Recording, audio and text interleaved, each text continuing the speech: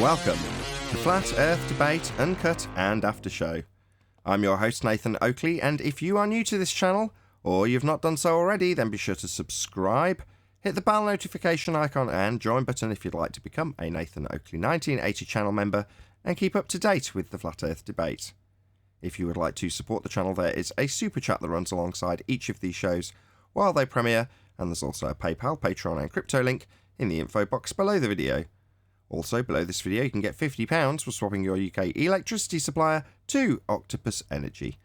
Speaking of Patreons, I'm going to do a quick shout out to all of you who do support me on Patreon. So, a massive shout out of thanks and appreciation to Maximum Gravy, Austin Whitsitt, John Kays, DL Hill, Julian Jeremiah, Tommy Swaggernuts, Michael Kahn, Patrick Gunnels, Banter, Will Brax, Mel B. Styles, Troy Shuker, Bose Nail, Samson, Maris, Harry Blade, Mobile Max 777, Neo the One, Lost Cat FE, Rob W, Open Minded, Reese Pound, Del West Watson, Mike, Muted, Dick Earth Skeptic, Maria Neelands, Unbelievable Productions, Blue Ridge Ranger, Rob H, The Real Gabster, Windrider, Liam Nedrick Jr., Abraham Mohammed, Naibai, Adrian Quintana, Skeptic936, Life is Short, Fireball X, TheFlatEarthChannel.com, Texas Mike, Edwin Johnson and David Wayne Foster. So another massive thank you to all of you for supporting me on Patreon. Now I will hand over to whoever is in Discord and Google so you can enjoy their conversation while I set up for today's live show. That's what's happening. That's it. Yeah, exactly. The arguments are, there's nothing left for them. The knockout blow was delivered as soon as the Black Swan hit. What was that? 2020? January 2020? Bang. Now everything else is just hammering it home. The Sextant. Bam. Take that. Now what do you got? You go over to another channel and they're still talking about horizons and how much of mountains and buildings are missing and boats. I'm like, oh, you gotta be kidding me.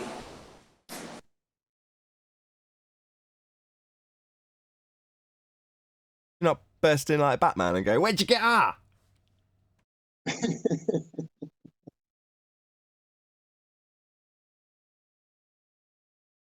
Yeah, that's me. That's my new thing. Where's the radius for that? Where's the radius for that? They could be telling me something about a rectangle, and I'm asking them for a radius.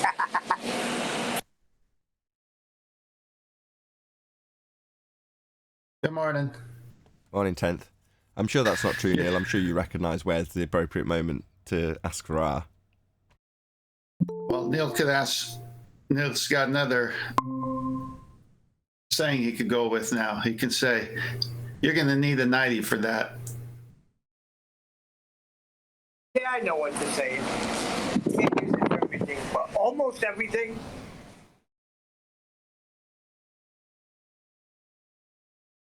I'm going to find that crack villain guy and add him to Master B. Good morning, Eli. Good morning. Yes, I could if you want. Yes, please. All right.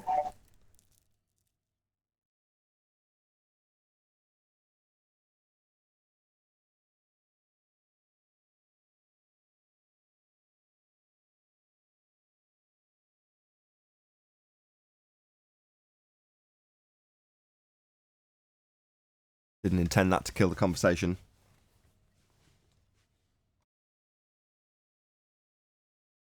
I'm waiting for 10th. He usually, Oh, I just woke up. I was going through my hot tea and trying to get caught up with you guys. corrected. Use guys. Use guys.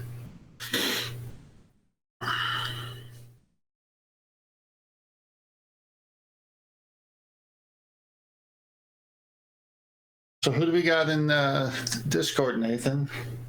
Got Steve, got George, got Mel, Mishu. Someone's just joined. And we've got so Almost Exactly, and did I miss anyone? JS, batch. There you go.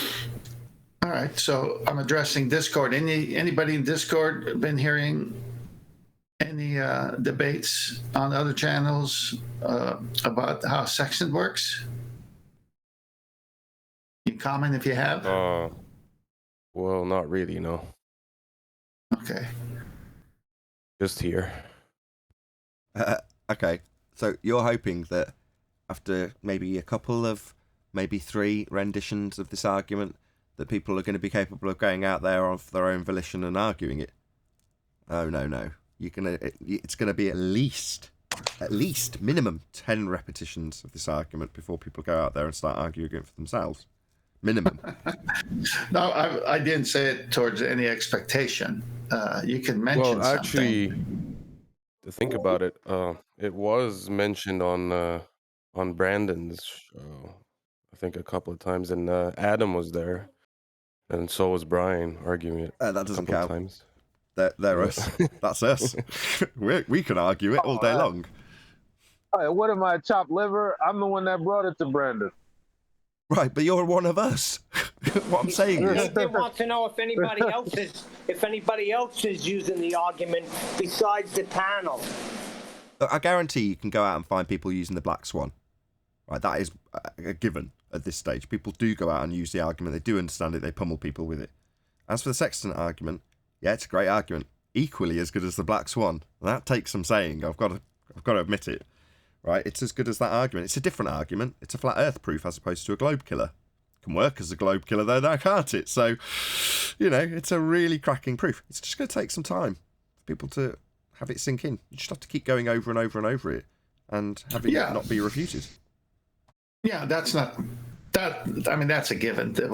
But I just want to know if anyone's heard anybody else talking about it, even just a mere mention. But then it doesn't mean they have to be the person, sharing the details about it, because it's going to take, like for example, Mitchell from Australia, who put out that great video. I think he said somewhere where it took him 8 months between, being a father, a husband, and working, and going over the material and making slide changes, to put out that short 13-minute video. It took him 8 months to do that. So there is going to take time and, research on the part of the person who's going to use it. But it doesn't take much if someone says, hey, I heard on a show someone talking about the sextant. I'm just seeing if it's even coming up. Okay, I've certainly seen that in comments. I've not seen it happen in terms of someone discussing it on a live show. So, bit of yes, bit of no. Okay. Yeah, it's just. They've been offered. It's just. They've been offering false dichotomies. That's what they do. They can't put it into a false dichotomy. They can't represent the sextant argument with this is how it's done on a flat plane and this is how it's done on a sphere, because it can't be done on a sphere. So there's no alternative model to offer up in this regard when they describe taking the parallel from the centre of a presupposed spherical Earth and the equator line. It changes the angle, so it doesn't work. Literally, it just does not work.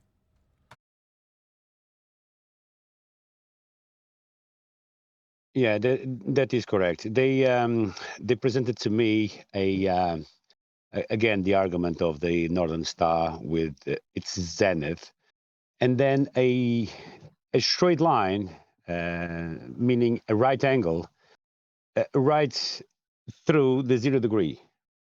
So 0, 20, 30, up until 90 degree of the Northern Star angle. And that is a right angle. That can only be achievable on a flat plane. Everyone along that line, depending of what longitude line is, it needs to have a right angle to Polaris, to the GP of the Polaris. But they offer a false dichotomy with the angles, the degrees of angles that they're talking about is spherical, if you know what I mean, and not angles of triangles, right angles. Sure, but when you shoot a star and get its GP and the 90 degree to it, that doesn't jive with taking a line from Polaris to the equator and then running it up parallel to the line that you've actually measured, because that changes the angle. Yeah, correct. Agree. So there's Talking about Polaris, because that's what they bring on the table, Polaris, most of the time. It could be a different star with the same, with obviously a different GP, but all the GPs, they run parallel. but it's as close as you can get to non sequitur, because it's not what you're doing. So it's like, okay, well, that's fascinating. Is this done? No. Well, so it's non sequitur then. You could do this on a globe. That's fascinating. Should we ask the Dick Earthers what they could do on a Dick Earth? Because who cares? It's completely non sequitur. It's not what's done. And if you did do it that way, it wouldn't work. So it's completely non sequitur. Is it a red herring or non sequitur? Probably closer to a red herring, because they're trying to make it sound like it's got something to do with it when they draw 90 degrees to Polaris. So it sounds like it's kind of like it's addressing it. It isn't. So it's more like a red herring.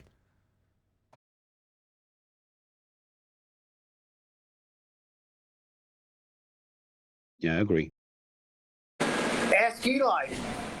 Come on, Eli, you're the fallacy guy. Is it a red herring or a non sequitur? I am not the fallacy guy.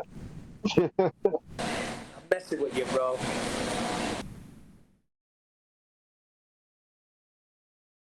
So in response, they do have a 90. So when they're afraid of saying 90, they need a 90. And their 90 is assumed on the presupposition from the beginning, begging the question all the time, to central angle of a circle. So they say circle from the middle to the circumference. That's where two lines can meet at the middle to create an angle. And so all they've done is measured the Earth actually with a sextant and the altitudes and the GPs on the flat plane where they get that right angle. And then they just move it to the middle. But as Nathan said, that's what they do and what they say are two different things. You're actually on the surface doing it, which makes you do it with the right angle, or you can't do it. And then they say, well, yeah, that's right. But if we move it to the middle of a circle, then we can have two lines meet and there's a vertex. So we got you. Well, no, then it doesn't work there either, because you're going to have a chord issue and you're still on the surface with an arc if you're on the globe, and everything would be off again. So as much as they don't want to say 90, they need 90. Even for their presupposition, they need 90. Right, so they go, it's like a magician. Look over here where they wave their wand and hand. Right? Because look over here, we've got 90 over here. That's nice. But to triangulate a star, you need 90 degrees to the GP, i.e. a straight line coming out from where you're measuring it to it. Who cares that you've got a 90 at the centre based on Polaris? Number one, that is not how it's done. Number two, you actually need 90 degrees below the star, which means Earth's flat. So what, you're going to tell us about a different 90 that's in a presupposed centre of a presupposed spherical Earth that's not being measured and not being used to triangulate this star? Who cares? That's right. If you go to Master B, I've got a slide on corresponding angles. Let me know when you're there. Just give me a couple of minutes. Yeah, take your time. They're going to end up losing on this one, because everything I've ever shown from the beginning and what people are showing is material, the baller sites on what a sextant does. I mean, there is literally no flat Earth sextant manual, a site on the internet. There's no such thing. I mean, all you got to do is download a few of the sextant manufacturers' manuals, which are easily gotten on the internet, and just read it. And they tell you all the different things, and those are the things that I've shared. So if they're going to attack any arguments from our side, they're going to have to attack their own side, because all we're doing is telling them how sextant works and how it can't work. And so the minute you say, wait a minute, if it can't work on a curved surface, how are they using it on the surface that's supposed to be curved? Well, hello, that's why it's the year of the sextant. Because they're using it on a surface that doesn't curve, and that's why it works.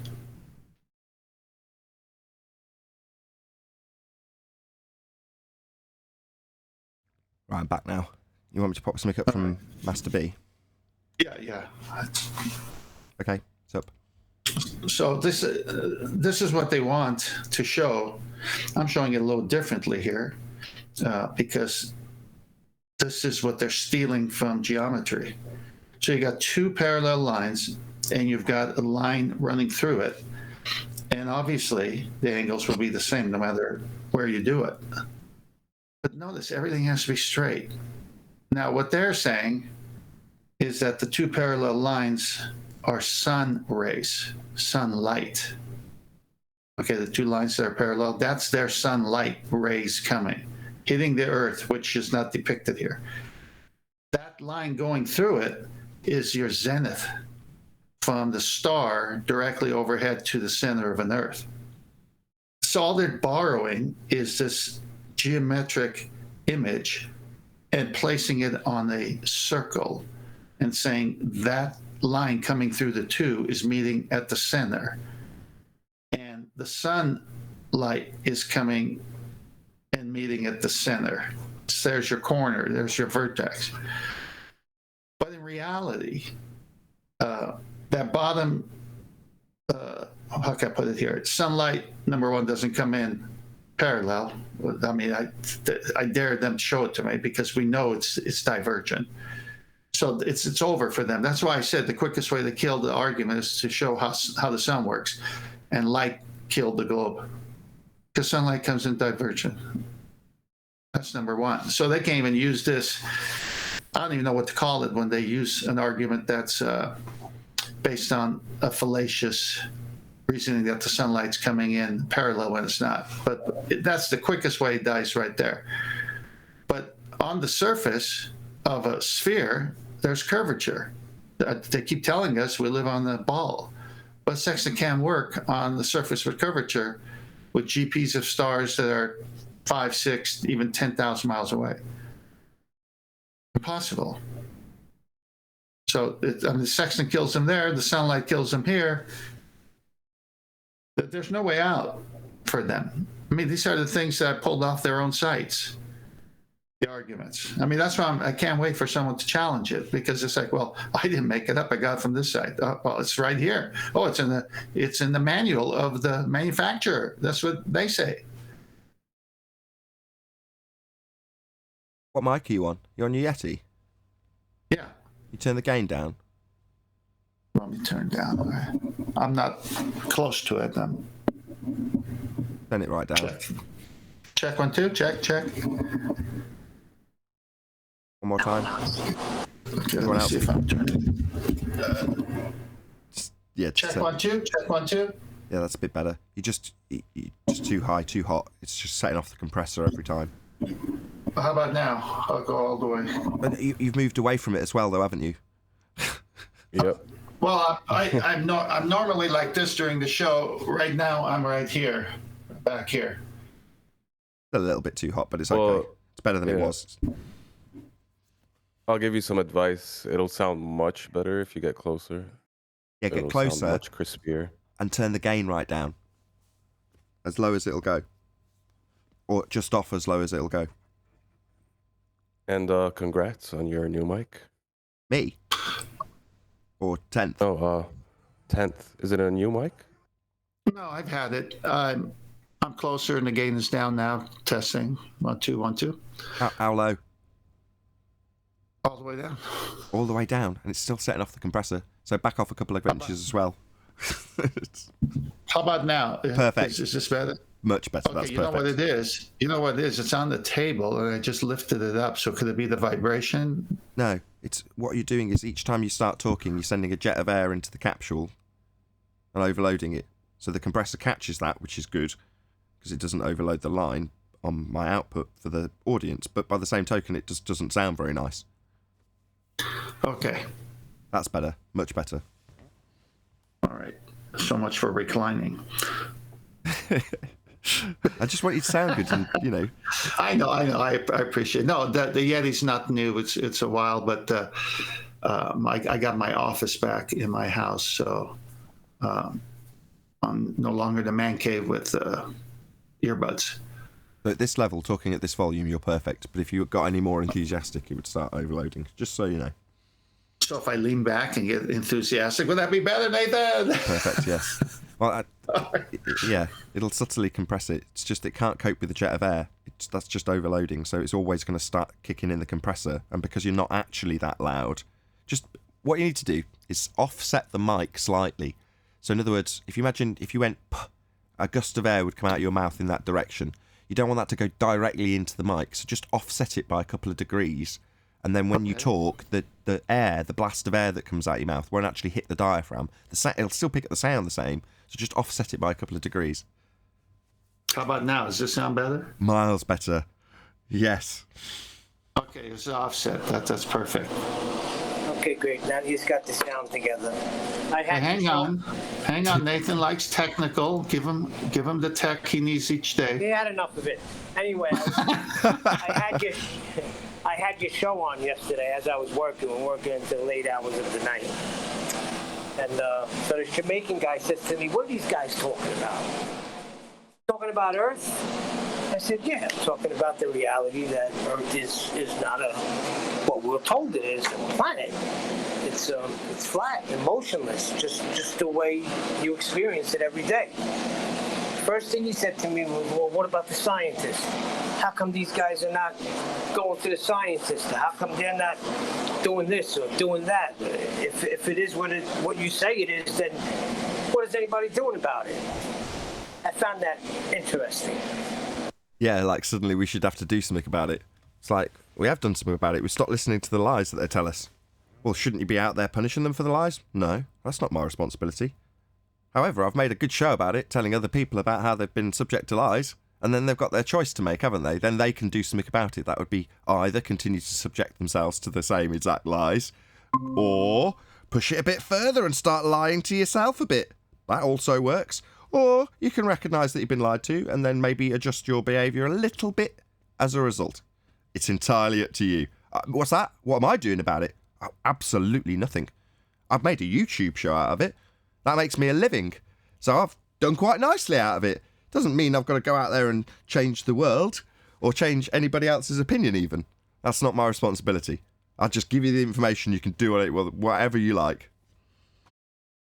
Yeah, Nathan, I missed it, Neil. What did you say to the Jamaican guy? He was just asking, well, what are you doing about it? In other words, like, what about the scientists? If you say this is what it is, why are you guys not doing anything about it? The funny thing is, I found it interesting. Hold on, I found it interesting that after about an hour and a half of listening to the show, he sounded irritated, But then I began to explain things to him, and he had more questions. He asked, what about space? So there's no planets? And, the regular, everyday questions you get when you're confronted with reality. But he was a little agitated. But why'd you let that slide? Meaning, when he said, why aren't you talking to professors and this, that? Who let it slide? What did you didn't tell me what you said to that to respond to that. It didn't sound like what I would have said, which was that's because you're Eli and I'm Neil. I would not have said what you had said.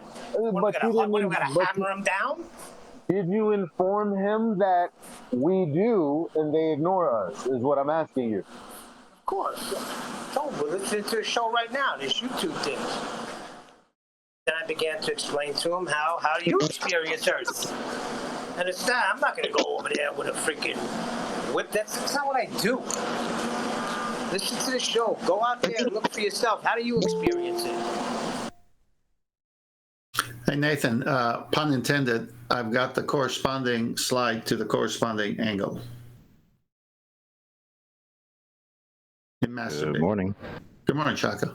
I've popped it up. It's the one with the celestial horizon that we were detailing earlier, right? Yeah, so if you go to the one I put up first, which is the corresponding angles from geometry, show that one again, just quickly. So if everyone could see this, all right, two straight lines, and a third one, but the two are parallel. Obviously, you get same angle. Now let's go to the image with the celestial horizon. So this is how they are bastardizing geometry. So in this one, the straight lines is the yellow from the sun. So they have to have sunlight come in parallel, or it doesn't work whatsoever. That's why sunlight kills the globe instantly, because it comes in divergent, not the way they show it here. And they got that central angle at the center of the Earth, and see the parallel lines there, and the sunlight being the other line. And this is how they get that central angle in the circle. But the minute you get on the surface of the Earth, how could they have that straight line as shown here? Because their surface is curved. And then same thing with an airplane, because the ground underneath the airplane is dropping away as well, just from a much higher altitude. Go to the next slide. And when you look at this same topic that we're on from another viewpoint, say 3 circles of equal altitude from this view, those circles, you see that box in each of those circles, that's your zenith position, the GP, and the box is a 90. And that's covering thousands and thousands of miles. And there's the fix where the sailor is.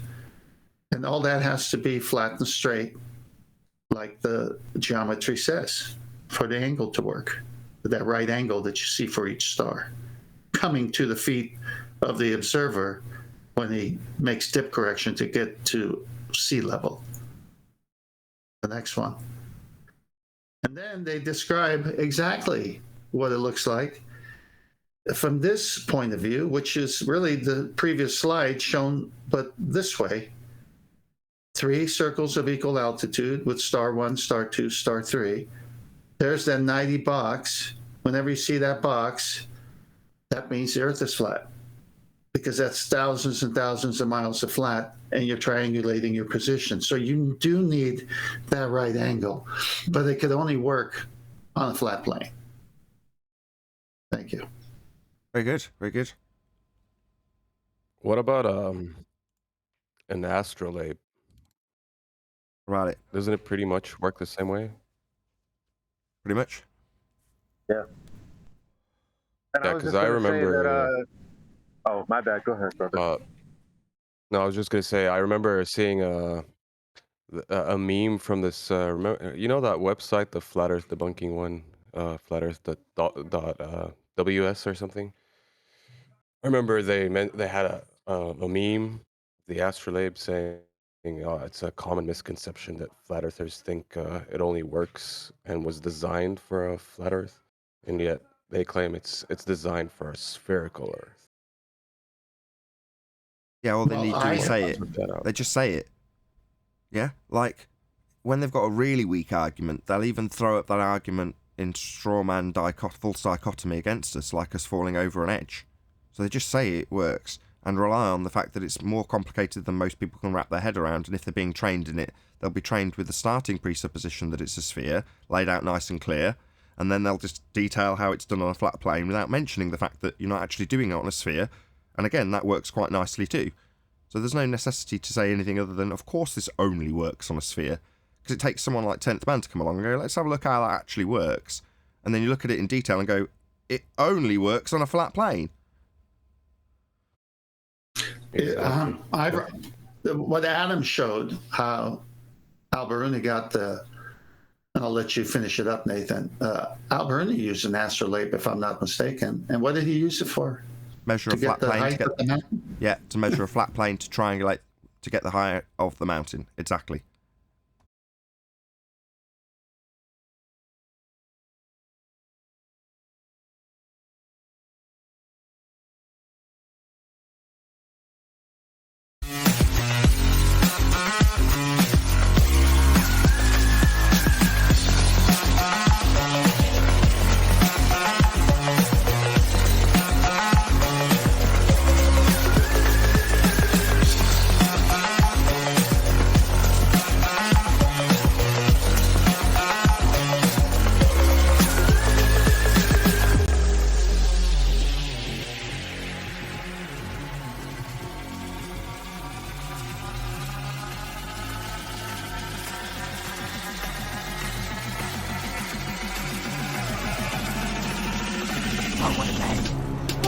Welcome to Flat Earth Debate Live. I'm your host Nathan Oakley, and if you are new to this channel, or you've not done so already, then be sure to subscribe, hit the bell notification icon and join button to keep up to date with the Flat Earth Debate. If you would like to support the channel, there is a super chat that runs alongside each of these shows while they are live, and there's also a PayPal, Patreon and crypto link in the info box below the video. Also below this video you can get £50 for swapping your UK electricity supplier to Octopus Energy. Most importantly, if you'd like to join the discussion, simply mute the page you are currently watching, then click the link in the info box below this video to join the panel and express your views on the nature of Earth. If you do join, please don't swear. If you do, you'll be ejected, and if you are, please don't try to rejoin the stream using sock accounts. You'll be warmly welcome back on the next stream. Please also share the show on social media. Sharing the show obviously increases the live audience, but this in turn increases the chances of a more diverse panel, so please share the show on Facebook and Twitter. One last time, if you're new to the channel or you've not done so already, then be sure to subscribe, hit the bell notification icon and join button to keep up to date with the Flat Earth Debate. Now we are joined by Eli, 10th Man, Neil, who else did I miss out? Chocolate Saying, and a whole bunch of people in Discord, so welcome one and all. Morning, morning. Good morning. Done it? You. Who are you, Jimmy? 2 times 10. Morning. I'm gonna go get the papers. Greeting. Right, I'm going to do the housekeeping. Any evidence of a physical... Any evidence of a physical geometric sphere edge horizon, formerly known as the curve of the Earth? You're gonna need R. You know, I tell you, Nathan, when you come out with it, it just cracks me up. Your timing is impeccable, boy.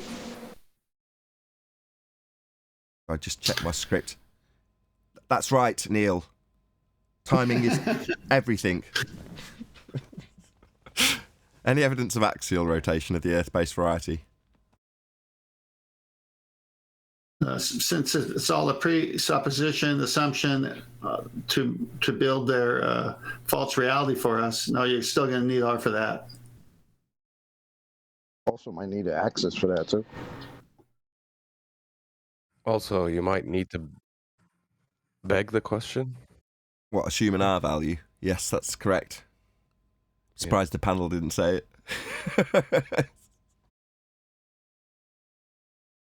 No, nobody? You're going to need R for that. Saying too much. I can't hear it enough. I've got to be honest. I don't. We haven't until now had a concise way of ending each housekeeping question. If we did want to rattle through them, there was always, if I was like, right, let's dispense the housekeeping quickly, as opposed to dispense with it completely, like we did yesterday. Didn't even dispense with it, didn't even come up. But there was a good conversation with Crack Villain, I think his name was. Good chap. Hopefully we'll have him back on our main regular panel. I've added him, or asked for him to be added to the Skype server that is used to build up this panel that you can see with Tim Osman in the background and his toe tag. Anywho, that conversation resulted in no housekeeping, but should we do them and we say, oh, look, we've got a conversation, but we still want to actually dispense with all of these questions because it's preemptive for anything this fundamentalist religious zealot we're going to be debating with is going to say, so let's rattle through them anyway and see what his answer is, or her answer is, before we actually get back into whatever was being debated in the pre-show, which does happen occasionally. And in this instance, you just have to say, you need R for that. There's a couple of exceptions, but for the most part, you can just say, yeah, you're going to need R for that. Earth curve? You're going to need R for that. Axial rotation? You're going to need R for that. So I don't mind if that's the answer, even if it's not a day that we're looking to keep the housekeeping concise, because it's absolutely the case. Whoever just said that from Discord is spot on. Aren't we going to need to beg the question? Yep. And what we're going to use to beg that question of a sphere Earth beneath our feet? Well, the R value, inserted into whatever we're doing. Any evidence of the R value? Earth, radius. Any evidence? No. You're gonna need R. Someone yesterday. Oh no! Actually, no. I'll wait because it's more appropriate for another one, for another housekeeping question. Any scientific evidence of gravity? No. What's that? In fact, the G is there. is from the center, so you're definitely going to need R for that. But someone told me it has nothing to do with R. Can't have G without I R. said, what? I said, That you need to happened go to me, from too. one center of a presupposed sphere to another center of a presupposed sphere. You're going to need what? I don't know what these people are on. Yeah, you're going to need R for that. Yeah, somebody in chat did that to me. Say, no, you do not need a radius for gravity. The centre of Okay. M1. What's that then? Centre of M1 is the Earth radius. Exactly. Didn't they just say that about the sextant? It has nothing to do with triangulation? Good point. But if you already have a radius, why would you ever say that you don't need a radius? When it's been debunked by the black swan, then whenever it comes up, you say, wow, you don't need that. It's like Earth curve. Well, Earth curve blocks boats and buildings. Here's the drop value. Man, you're going to need a radius value and a physical edge for that. Well, you don't need an edge. Spheres don't even have edges. What are you talking about? There's no edge to block the boat I just said was getting blocked by the sphere edge that I'm claiming has got a drop value. What do you mean? We don't need Earth curve. In other words, they are, on the anti-flat Earth side of this argument, more than willing to relinquish the fundamental premise of the globe argument they're defending if we debunk it. They'll just relinquish it. Like a, I don't know, coyote gnawing off its own legs when it's caught in a bit of barbed wire. I don't need those. I'll just chew them off. Yeah, let's argue about whether a sphere has an edge or not instead of talk about how it's actually supposed to be blocking something. Right. Remember how that was like the hot comeback to the black swan and to when we were saying you guys have a physical sphere edge? They were like, spheres don't have edges. And that's where they stood for about 10 minutes. Got a standard chat response to that now. So, any children listening, cover your ears. So, if the edge of my balls can block the view of my feet, but the physical geometric sphere edge horizon that used to block boats and buildings has been debunked by the black swan. You can uncover their ears now. Why did I just come in? Me talking about my balls. I'm sorry, Arwen. Hello. You should have said earmuffs for Arwen. Earmuffs. The bottom line is they're relinquishing their own claim. They'll spend all day holding up beach balls and showing you that something that's beyond the geometric edge of the beach ball can have the bottom of it blocked. That's them showing you a physical geometric limitation based on a sphere, basketball, whatever they're using, blocking something in the distance. Exactly as is shown, or was 2 seconds ago on screen. You know, they have a side profile view claiming that you're having a physical Earth curve edge like the ball blocking whatever it is in the distance. As soon as you point out that it's beyond those geometric limitations of physicality to block stuff, they go, we don't need an edge. What's that? What edge? Spheres don't have edges. What are you talking about? I've been told by a couple of people in comments on my channel, on my latest video, that the speed of light has nothing to do with the distance to Polaris. So that's another relinquishment, isn't it? Yeah, it's fundamental to it. What are they talking about? Who knows? I mean, they're just like Bob the science guy said that he didn't say it had nothing to do with the speed of light, but he said because I don't like the speed of light, he'll say they gave it to me in parsecs. It's like, well, you're missing the point, Bob. The speed of light is the whole distance to your supposed Polaris, so 443 light years. You know, and then I have other commenters telling me that it has nothing to do with the speed of light. And another guy told me, he said the distance to Polaris and the whole angle thing has nothing to do with C or R, right? The C being the speed of light, Brian, the radius value. Brian, just don't talk about the light in the light years, man. Yeah. Right? Don't talk about that. Just ignore that. Maybe the flat earthers are silly and you'll just ignore that we measure that shit in light years. Don't. It's things like Einsteinian light years that tie them into specific R values and the scale being set at a particular distance to the sun. You know, those things are pretty difficult to change when you've got fixed speed for the light to travel over and all of those assumptions tie into the way that it's scaled with Kepler's third law. But if you're going to back engineer other aspects of other things into that, like the speed of light, it gets it more cemented at a certain value. They can't get away from the value of R because it's tied in so many intrinsic ways. And that's as it should be. I mean, I'm not complimenting the heliocentric model in this regard, but, obviously if they're claiming it's a rock at a set radius value, then that rock radius value should not change. And it doesn't, for the most part. I mean, it has. You can easily find references and examples of that. Same with the distance to the sun. But once you have a sort of more coherent model and more aspects of it tie in with other aspects like how far is it based on how fast the light's travelling as opposed to how we scale it, with Kepler's third law, you can make the two tally and go, well, that's right then. It gives more credence to your claim when you're applying what you see to a philosophy, or in this case, the mathematics of a speed of a light, which I don't even think's got a journey to measure the speed of, but that's just my own personal opinion. That it ties it in more for them, which, like I say, on the one hand, it's a double-edged sword. It lends more credence. Look, this all matches up. If you calculate the distance to the sun by way of scale, and then you do it by way of using Einsteinian mathematics, they both come out the same. Check it out. So that must mean it's right? Well, no, not at all. You've just got a nice, consistent notion that ties you to a specific R value. So when we destroy that R value, it in turn destroys almost everything else that we cover in housekeeping, because they're all dependent on it. I put up a video there just on the topic of the housekeeping question we're on. I put up a video to Quantum Eraser in the war room in the past few days, and it was from Jaronism, and he was covering a conversation that Brandon Toy had with Bob the Science Guy last month. And Bob the Science Guy gave a calculation of the radius of the Earth based on the apparent horizon, and it was 15,000 plus miles. So, and he literally said that that it's still a sphere, it's just bigger than we thought. So he's relinquished the R value. Yeah, it's in that. He relinquished the R value. Yeah, it changes everything. So it throws this distance to the sun.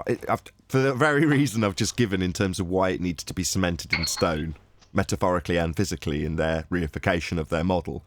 That's why you can't just change it. I mean, we had the same response to the Black Swan. Well, that's just got a bigger radius. People don't realise the implications. So when Mr. Sensible said at best you've debunked the radius, he's just like, well, that just means it's bigger, right? No. Suddenly the entire model collapses in on itself if you change that value. So, no, it's not just as good as, well, so what, you've changed the radius? No, physical rocks don't have changing radii. That's not how it works. Certainly not how you're claiming it works when you demand that we accept, based on that radius, that there's a physical obstruction called Earth curve edge. That premise is what you're fighting for. So to tell us you don't have it anymore is to tell us you don't have a sphere Earth beneath your feet anymore. I'm telling you, they don't think before they answer. Or we live on a dodgeball or a spongy ball or something. I had something on a personal note. I saw that video from Jaron, and I'm going to do this. I hate criticising my own side, and I'm being told by a few other people, don't do this, don't attack your own side. But I'm going to do it anyway, right? I'm sorry, Jaron, I've got to do this. I give you lots of props, so this isn't like... Just take it for what it is, right? I had to tell 10th off the same thing. Let's put the weight of... Yeah, I love Jaron too. Yeah, just to soften. Okay, I love you. We love Jaron, right? Jaron's ace. Just say that first and foremost. I know that's why Eli's going, oh, what's going to go on? What's going down? I'm going to defend Jaron. Right, don't worry about it. Right, 10th did the same thing. Started talking about Bob and immediately got into how creepy his eyes were and how scary he looks and how much he's fearful of him personally. Right, can we stop doing this?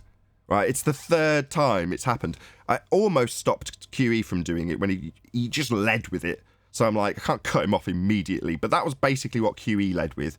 And then following that, 10th man then followed it. I agree with QE. Look how creepy his eyes are. And then Jaron did the same thing. He led with that. It's like, God, can we not just focus on the argument? Can we please stop talking about how creepy Bob the Science Guy's eyes are and how scary he looks and how he's like, you wouldn't want to be around him and all this other personal crap that's just not relevant to his argument when it comes to the sextant or increasing radius values to be on the size of the presupposed orbital path of the moon in the case of the black swan. That's what we have to focus on, not how bloody creepy his eyes are, Jaren. So just please. I never got to. Jaren is. I never got to. You cut me off so fast. I never got to say what I wanted to say. So I knew where you were going immediately. I agree with QE. If you look at his eyes, I've been a salesman. No, but I never got to finish it, and I was going to respond to what the QE said about his eyes, but that'll be for another day. Just for a day never, hopefully. But yeah, it's just one of those. I cut you off. I cut you off immediately because it just tarnishes the argument. I'm a good pupil of eyes. And what he is worried about? I can't lie. I'll answer that. Neil, ask that question again, please. What he is worried about? Jaren is not Bob. He can handle it. I'm not worried about Jaren. I'm worried about the general perception of our argument in absolute terms. Unfortunately for us, we are under 3,000% scrutiny by comparison to our anti-flat earth counterparts that can literally make mistakes overtly and have their compadres pat them on the back and just sort of brush it under the carpet, move the subject along so it's not noticed. Things of that nature happen all the time. Us, if we get a comma wrong, that's held against us. Now, me, I'm all day long being told about my attitude towards people, so it's not like I'm an angel or anything, but how creepy and scary Bob the Science Guy's eyes are, you know, it's just one of those things that seems to be getting focused on just a little bit more than it maybe needs to be. So, you know, can we just maybe potentially lay off talking about how creepy Bob the Science Guy looks? Yeah, okay, he looks creepy. Can we all move past that now? I totally agree. I mean, I never see the point in pointing out physical things. I have no interest. Like, whatever someone looks like is what they look like. He's very confident in himself if you hear him talk. So he has certainly no problem with his own appearance. And if there's anything going on with his eyes, it might have something to do with the fact that he just had to relinquish a belief that was held for God knows how long. You know, so that won't help. That won't help the glazed look in someone's eyes. Well, you gotta have somewhat of a glazed look if you're gonna have a full conversation with Brenda about fish coming out of nothing and how did it know to be food. Like, I mean, imagine the intelligence level in that conversation right there. So yeah, that's a man after my own heart right there, Chocolate. So exactly, if you're gonna do that, do it the way Chocolate's done it. A subtle dig on topic that's actually got 20-30% of educational value in that statement that Chocolate just made, but a nice little jab below the ribs, right, Chocolate? That's the way to do it. Well, if we took a vote right now, the nays would lose, the ayes would have it.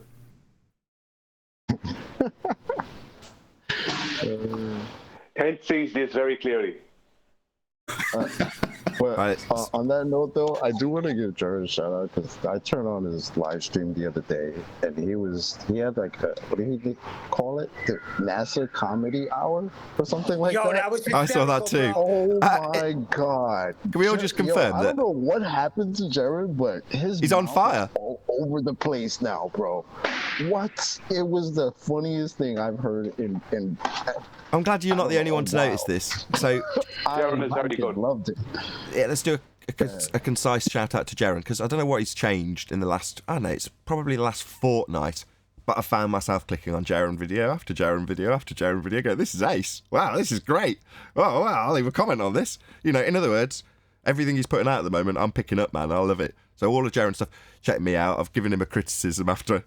I'm just like every other troll dick out there, aren't I? I know, you know. But now we've cleared that up, let's move on to the actual end of the shit sandwich, which is shouting him out in a good way and saying, man, you're on fire at the moment if you're listening to this, Jaren. I don't know what you've changed or why you've decided to maybe change direction, but it's great. You know, you're on fire as far as I'm concerned, back to form. I have to add, I mean, the research he put into his video, and if you haven't watched it yet, Arwen was the first one to put me on to his video. When he came on this show one day and said, hey, did you guys see Jeranism's quote that tells us we've all been lied to? And I've watched that video maybe 3 times now, and it's 3 hours long, and I'm about to watch it 4/4. Reason being is because even though I knew the Earth was flat, I didn't know that what I was under the impression that academia was under the impression that they had evidence for a heliocentric universe. And quote after quote, they say, we don't have evidence, but that's how we feel. So very big kudos to Jaren for that video. Right, clearly somebody in the chat's picked up on double-edged sword telling people not to do something. So I'll read out your super chat. Thank you very much for the support, first and foremost. A Bowden 500 says, here's a few quid to buy Bob the Science Guy some dark sunglasses to hide his super creepy eyes. Yeah, okay, telling people not to do something will result in the complete opposite. However, because you've given me money, I'm not going to complain that much. So thank you very much for the super chat. Really appreciate the support. We haven't finished housekeeping, so any evidence of... Well, if that happens, he'll be a shady character then. Okay. Look, this subject's going to polarize a lot of people, so... I see what you did there. Any evidence of the distance to the sun? No. What's the sun, anyway? I don't know. An apparent distance, perhaps. Got a speed for it. I'm sure the summit would require to have it, though. What do you reckon, Brian? Well, it has absolutely nothing to do with the speed of light. Certainly claim to, though, eh? 1 AU? The sun has nothing to do with the speed of light. Yeah, the whole thing is based on it. Based on an R value and the speed of light. There's no distance to anything in the sky. Because they're all lights, and they're all with the moon. Actually, I'm not sure. I can't remember about the moon, but that's definitely based on an R value. But other than the moon, everything else is based on the speed of light. And I'm sure the moon somehow is based somewhat on the speed of light as well at this stage. But yeah, they're all based on the speed of light. There is no one-way speed of light. So if there is no one-way speed of light, there cannot be a two-way, because that would mean that one-way would be half of the two-way. Is one-way half of the two-way? No. Who's out there claiming that? Nobody. You know why? Because there is no one-way. And if there's no one-way, yeah. I was going to say, if there's no two-way, there's definitely not going to be a three-way. Story of my life. Yeah. But wait, are you saying that... Story of your life, not mine. But are you saying that the actual speed of the light wasn't even, like, figured out on Earth? It wasn't even measured? It's based on the assumption of the sunlight? Can I rephrase that for Brian? How do we get the speed of light, Brian? Well, if we start off with... are you talking about the one-way speed or the two-way speed? You're going to ignore the speed. Hold on, Neil. Hold on. Owen, go ahead. The speed. Get on with it. No, that's... stop. Owen, don't do that. Just repeat your question, Brian. If you don't know the answer or you don't know what to ask for, just say that. Yeah, are you looking for the one-way speed or the two-way speed? So I was asked, which one? I don't know. I'd prefer a measured speed. That's okay. You don't know. That's okay. Stop. Hello. Don't need the babble afterwards. He doesn't know, Brian. All right. Okay. Yeah. Okay. The two-way speed, right? That's not based on the one-way speed, because the one-way speed was never measured. The two-way speed is based off of it's based off of several assumptions. I think it's about 3 or 4 assumptions and 2 averages. Okay, the several assumptions start off with we're on a globe, and that globe is rotating, and the globe is going around the sun in an offset elliptical orbit over a 12-month period. The 2 averages is an average of the globe Earth's radius value, something that doesn't exist, and also the offset elliptical orbit of the sun, the average of that over a 12-month period. So, because the globe Earth is constantly changing its position in accordance to the sun, day to day. So that's the two-way speed of light is based on 4 assumptions and 2 averages, but the whole lot rests right on 2 things. It rests only on the one-way speed of light. But if you want to be comical about it, it rests on the R value, and there is no R value for the globe Earth. There is a calculated one, or there is a claimed one, but there is no measured R value. So there is no measured speed of light in any way, shape, or form. Perfect. How about the one way? You just explained that. Is it just me, or is it anybody else? Or maybe it's because I'm a silly Dragon Ball lover, right? Dragon Ball Z lover, but with the story of, if the sun, I mean, I'm sure we've all heard, if the sun went out now, we wouldn't know about it for like 8 minutes, right? So does anybody else just think of, like, at that point in their life, thought of the sun as like a giant Kamehameha just shooting like these light beams away from it in every direction? Because of that ridiculous story of, if it went out now, we wouldn't know about it for 8 minutes. Yeah, like it's just traveling from here to there. It's ridiculous. The point of the story is to give you this notion with a little story along with it, so you can conceptualize their idea of light having a journey and the time it takes to make that journey. Well, that idea, I think, is something that we potentially have taken out of context with one of our own conventions. Time itself is a concept. So it's one of those. I just think that's a story that's there to lead people to a better understanding conceptually about what they mean when they say this is how light works and this is how fast it goes. Therefore, if it's travelling at a speed, it's got a journey, it's coming out the sun like a bullet, and that bullet will take 7.5, 8 minutes to get to us. Therefore, if it exploded, it still set off its last bullet after it exploded. It disappears completely within however long they're going to say this example takes. And then the bullet carries on coming towards you until the last one disappears. And what you then see is the remnants of whatever the bullet equivalent of the explosion would be 8 minutes later. It's just, like you say, a way of making you understand that it's got a journey, and that's how long it's going to take to make that journey. If I was going to start somewhere to find out what the speed of light is, the first thing I'd find out, well, I think they already have a calculation for this anyway, is the speed of electricity, right? Because electricity is connected to light somehow, right? There's definitely some connection there, right? So what speed does electricity move at? I don't see it in that way. Because when you talk about electricity, it's more like you've got a load of marbles, right? So you've got a load of marbles all in a hose. They're like loose in a hose, but they're all touching each other. Now, if you put one marble in one end of the hose, one falls out the other end. Now, can you ascribe a speed to that? Because technically speaking, each marble's moved very, very, very slowly as you've pushed one in. But the result at the other end, which could be a considerable distance away, is basically instantaneous, isn't it? Well, yeah, I mean, I don't know if it's the correct direction to take, but it's where I'd start. It's where I'd start. Because when I switch on the light in the house here, the light above me on the ceiling, I switch it on and it seems to come on almost instantaneously. But the only thing that might be slowing it down is the electricity getting to it or something. I don't know, but that's where I'd start. Now, I might go nowhere with that. That might end up being a proven null, right? But I don't even know if you could do scientific method on this. How could you do it?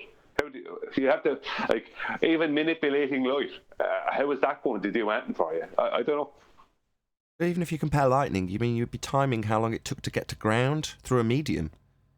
So you could ascribe certain aspects of speed to electricity, but I just think, again, it's like the electricity itself is the lightning, isn't it? As opposed to that moving through a medium to ground, which you could time.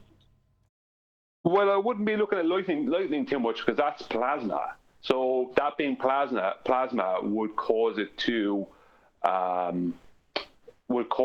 have maybe a different rate than me, the constant rate of me having the light switch on in my room, for 5 hours, whatever that constant rate would be. It'd be more that I'd be looking to measure as opposed to lightning, because I can't. How do you? I don't know where you start to measure lightning. You're looking for the speed of good question. Hold on. you just said I don't know where to start when it comes to measuring light. Well, this is right in the realms of scientific discovery, right? That's what we talk about when we talk about things like the delayed choice quantum eraser. It's got a time aspect to it, right? Or the double slit experiment itself, when they're talking about light. Well, why have those things come to pass in the first place? Well, it is the journey of discovery in terms of light, and them trying to study it. That's why they're doing those experiments. It's not like someone just went, oh, I wonder why that light passing between those really, really tiny little aperture between the leaves, why does that light split up like that? Why does it diffract? Nobody's done that. It's like they've done experiment after experiment after experiment, and then they eventually get to that stage. And then beyond that stage, double slit in this example, you go one step further onto the delayed choice quantum eraser, built around similar principles. But the same thing applies, right? In terms of them just deciding to do that double slit or quantum eraser experiment, they didn't. So you could argue, as we do, well, at what point did they come across the natural phenomena in nature as we oversimplify it to pull apart an opponent's argument that often doesn't even have a phenomena? But we'll say, well, where was this observed to occur in nature? Now, so long as it can actually occur in nature, hence me using lightning as an example, then you're perfectly within scientific realms to study it. You don't have to actually go out and see it occurring in nature, as long as it does occur in nature. But that isn't the case in terms of the scientific discoveries that have occurred with light. And every time the subject comes up, and this is, the sort of nail-biting stuff that you get to when, I don't know, a couple of 3 hours of conversation with Quantum Eraser when you're not on a show with him. Not that I do this very often anymore, but back in the day when I used to, you get more and more into the conversation, and the more you learn, the more you realise people don't know very much about how light works. Yeah, I've wondered about the delayed choice, because isn't it claimed that D0 gets the light before any other detector? Can't you use that to kind of measure this? Like, don't they claim a speed to light in that experiment? You've got to use the concept to derive the outcome from it, correct? You've got to use a conception to describe what's occurring. That's correct. Now, does it mean that it's dependent on the concept you're using to describe it? No.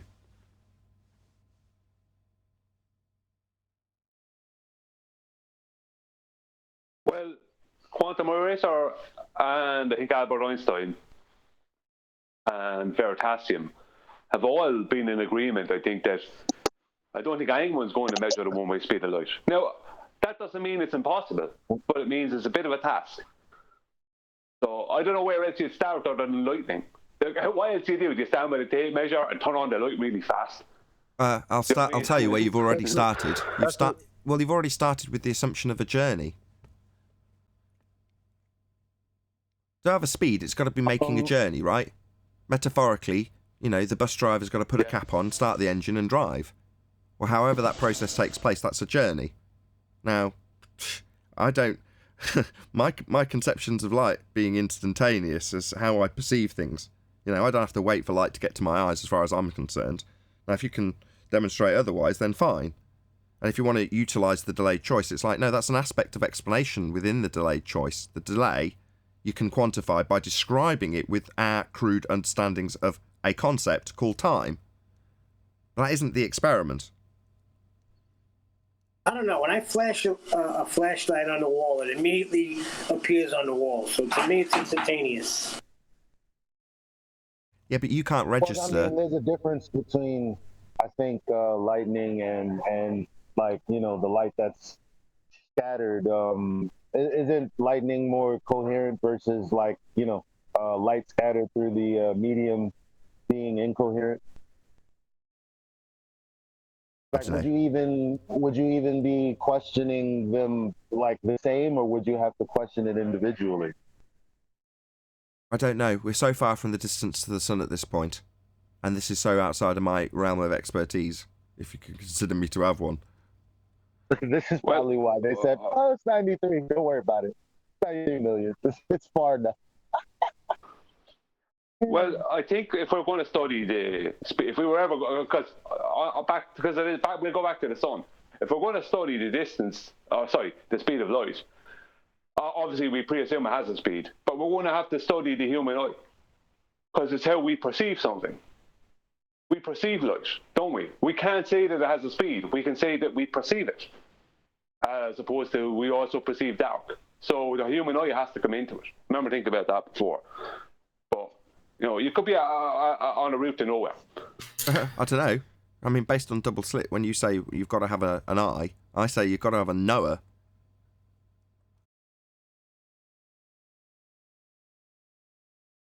So when they like for the delayed choice, when using a convention, I guess you said to describe. Am I wrong in saying, well, it's more qualitative than quantitative because you see something that you can describe, but it's not like you can time it. All science is going to be that way, though, isn't it? You can if you just focus on the quantity always, you might have the cause wrong. Here's a question for you. Does the light exist because a blind man can't see it? Or does it cease to exist because a blind man can't see it? From his perception, it ceases to exist. For him, it ceases to exist.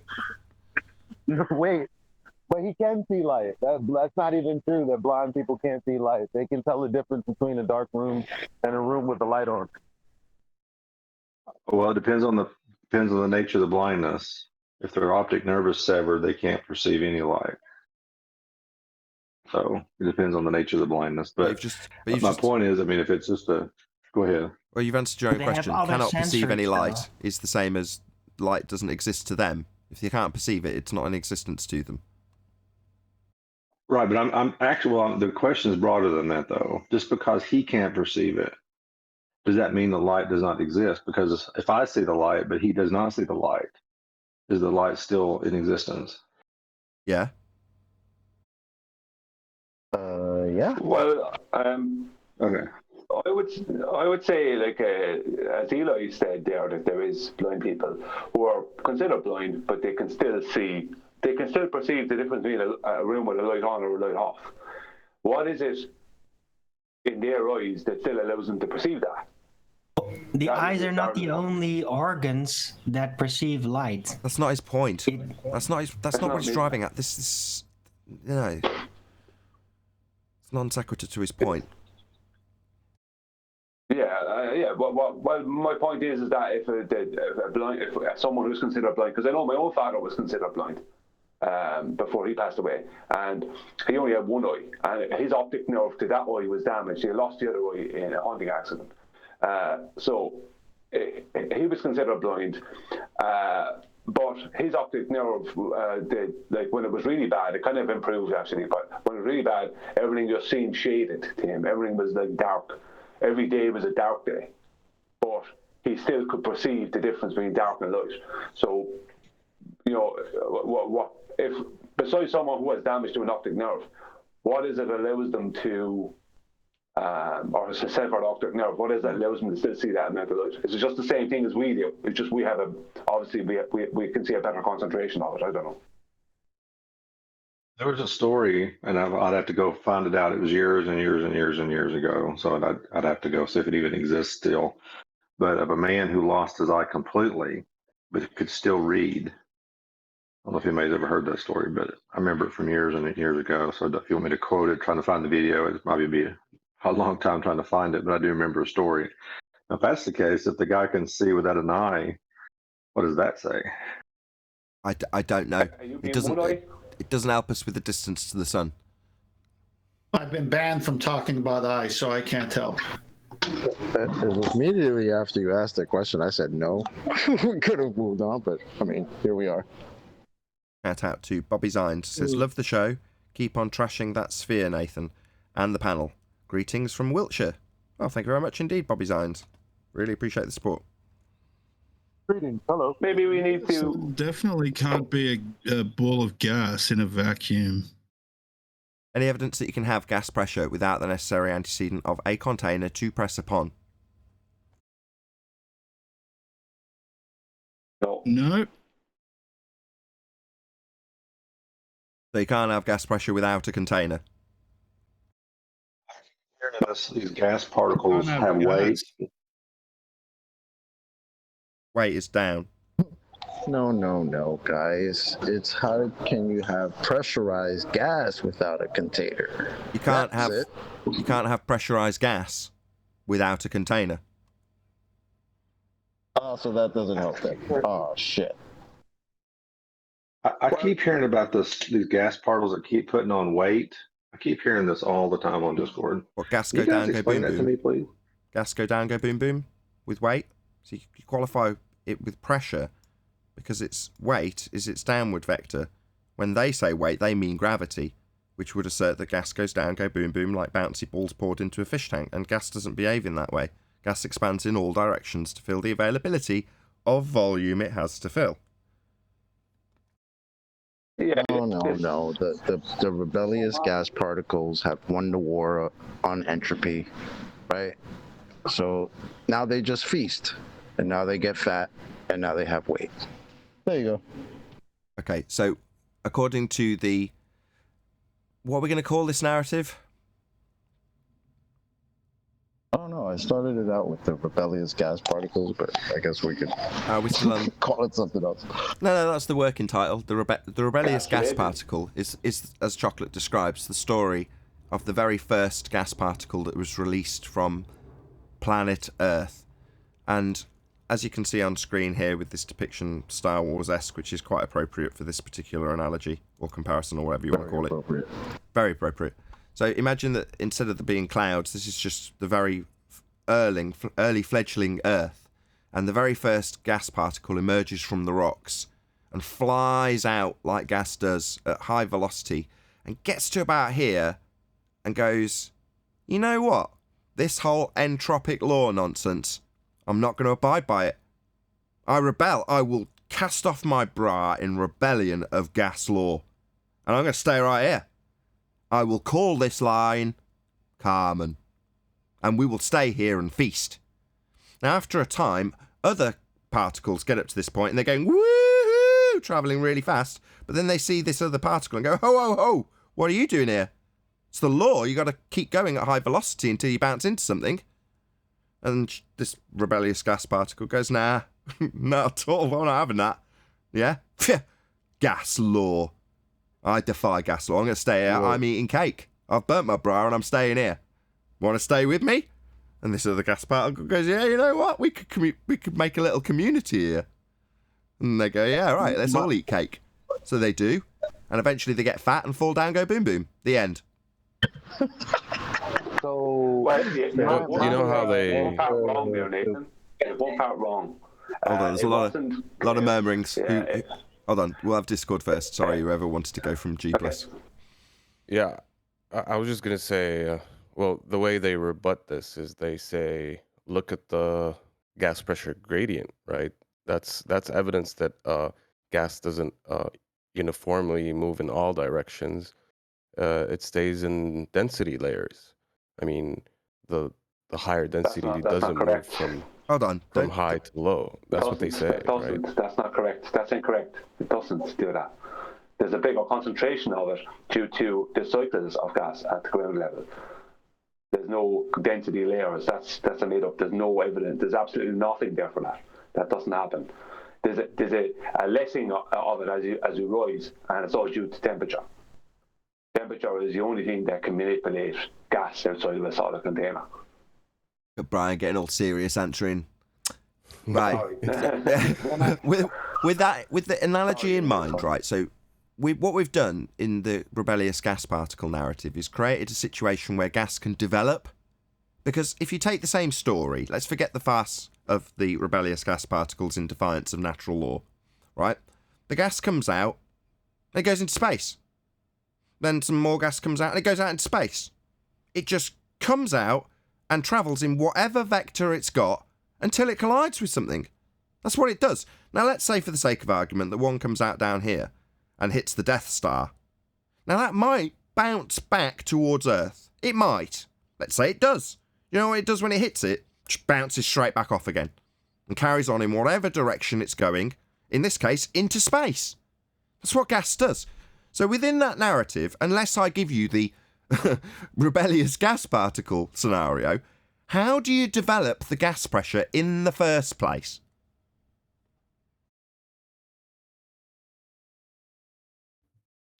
Well, in early Earth days, Earth did have a container, and then we lost it when the moon crashed.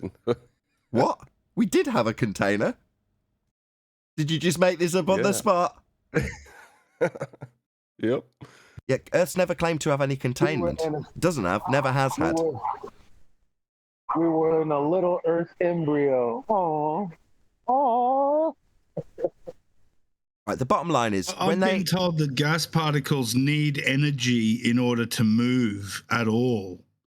Yeah, that's true. But let's just address that guy's point, which is to say our opponents will immediately appeal to there already being gas pressure here and how that gas pressure that's already in existence in their argument behaves with gradients. So they say, how do you have, and ask us, burden of proof reversal fallacy, gas pressure gradients on a flat plane, just for the sake of this simplistic argument I'm making here. So they're asking us how we have gradients and dynamic systems. You go, what? Within the gas that we've managed to achieve in a vacuum? So in this picture, all of this high pressure gas, right, if we look at this cloud right on the edge here, that is right next to a vacuum. This black bit's vacuum, according to heliocentrism. That's your sky. So your sky is this black vacuum here, right next to high pressure gas. So they say, well, no, it just dissipates slowly into nothing. You're like, no, it would all dissipate into the sky vacuum. You'd never have this scenario. You can't have a marble with high pressure gas stuck to it like it's velcroed on next to a vacuum. It doesn't work. So when they appeal to gas pressure gradients, it's the appeal to, well, we've got gas pressure anyway. I'm not going to explain how we achieved it without containment. I'm just going to ask you how a dynamic system works under the assumption we've already got gas pressure here. It's like, no. Our question is how you get the gas pressure in the first place, not if we assume we've got gas pressure in the first place, how do we have dynamic systems, which is how they reinterpret the question and ask it to us. Yeah, the way that this conversation typically devolves, it's too cumbersome for me. It always has been, the gradient this and, oh my God, no, that's delta, how did, blah, blah, blah. I just do this. And if they don't get it, I'm like, have your Velcro air ball space, have it. So, okay, why does a balloon seem to lose? Well, what happens to a balloon after a while? They'll say, well, it loses the air. And I'll go, oh, so it's not because the air inside it is compressed or contracting in on itself or attracted in any way then. Alrighty then. That's the way I deal with it. Yeah, gas doesn't go down. That's the bottom line. It expands in all directions. So in order for them to have this heliocentric version of a world with gas pressure stuck to it, they have to have gas going down to the centre of mass 1 with gravity. So gas is being pulled down. Well, gas doesn't get pulled down. That's not how it behaves. End of story. No sky vacuum. Space debunked. Go ahead, whoever it was. Well, informed. yeah, who's going there first? Who Go on, was the Brian. first, Nathan? I'm going to say you. Okay. Thank you. The problem is they start claiming that besides this starting from a delta X argument, with them already having gas pressure, they claim that the weight of the atmosphere is being pulled down by a force of gravity. Right now, I'm just going to pull a few of these things apart. Force of gravity thrown out the window in 1915 by Einstein doesn't exist according to mainstream science, but they're still asserting it, right? The weight of the supposed atmosphere, right? The atmosphere is, as we know, is an oxymoron. You can't have sphere-shaped air without a container. Now, the weight part, right, comes from them claiming that their atmosphere, right, has what they call mass, right? Mass, right, in physics only means inertia. Gas is independent, let's say little molecules or whatever, atoms. They're independent of each other. They move around independently. They are unbonded, unattached to each other. The only thing that changes that is temperature, right? They can be phase changed back to being a liquid or whatever. But gas, as a gas, moves around independently, right? All these tiny little things do their own thing. They're not attached to any of the other tiny little things. They just bounce around all over the place. Now, they constantly move. So how could any one of those, well, for a start, you can't treat them all as a unit because they're not a unit, they're independent, number one. And number two, how could any one of them be considered mass? Because they're not exhibiting any inertia. Quite the opposite from that, are they not? So their term for mass, which is only just a description, that's all the word mass is. It's just a description, it doesn't mean anything. It just describes inertia. What inertia are they exhibiting? So the whole, all you have to go back to in physics what these things are, what they're agreed to be, and it's just like, how does that work with your force of gravity that was thrown out in 1950? Indeed.